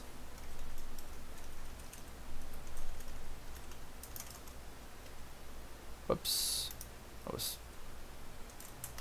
There we go. All right. Sweet. So we 3-2'd and we 4-1'd. Not the worst thing that could happen. Not the worst result. Zacama was cool. It was cool. It basically didn't do anything that, I mean, all the games that Zacama won, we would have won in like multiple different ways. So basically it did nothing that we couldn't have done otherwise. Honestly, what I'm more interested in is this right here. I think Trinket Mage did some stuff when we actually played the matchups. I think Trinket Mage actually did some like legit cool stuff. Like in a game 1 against humans, it allowed me to like be an extra way of transmuting for either explosives or ballista, and I was able to like mage into explosives into blow up their board. Having like multiple amulets, being able to search up your multiple amulets, I mean it's pretty sweet too. Having access to like another way to get your Tormod script in post board games against Dredge and stuff like that was actually pretty relevant. So far I think Trinket Mage does something more unique and more, I don't know if more powerful, but it does definitely do something more unique than Zacama does, and is less replaceable than what Zacama does. Since like all the situations that happened where Zacama was good in that league, another one of our cards would have been just the same or like better, or like slightly worse but still getting the same job done. So I don't think it's worth, like against that match against Storm, right, when we had the 9-drop in hand and it's just like staring at it and not being able to do anything about it. It's not a pretty good feeling. But besides that, I mean, we just drew it in that match, so we were actually pretty good about not drawing the Zacama unless we wanted to actually do something with it. So if you're good at doing that, then you know probably Zacama is okay. In any case, that's gonna be it for me today. I will be back tomorrow. We will either play, maybe we'll play some Trinket Mage, some Trinket Amulet.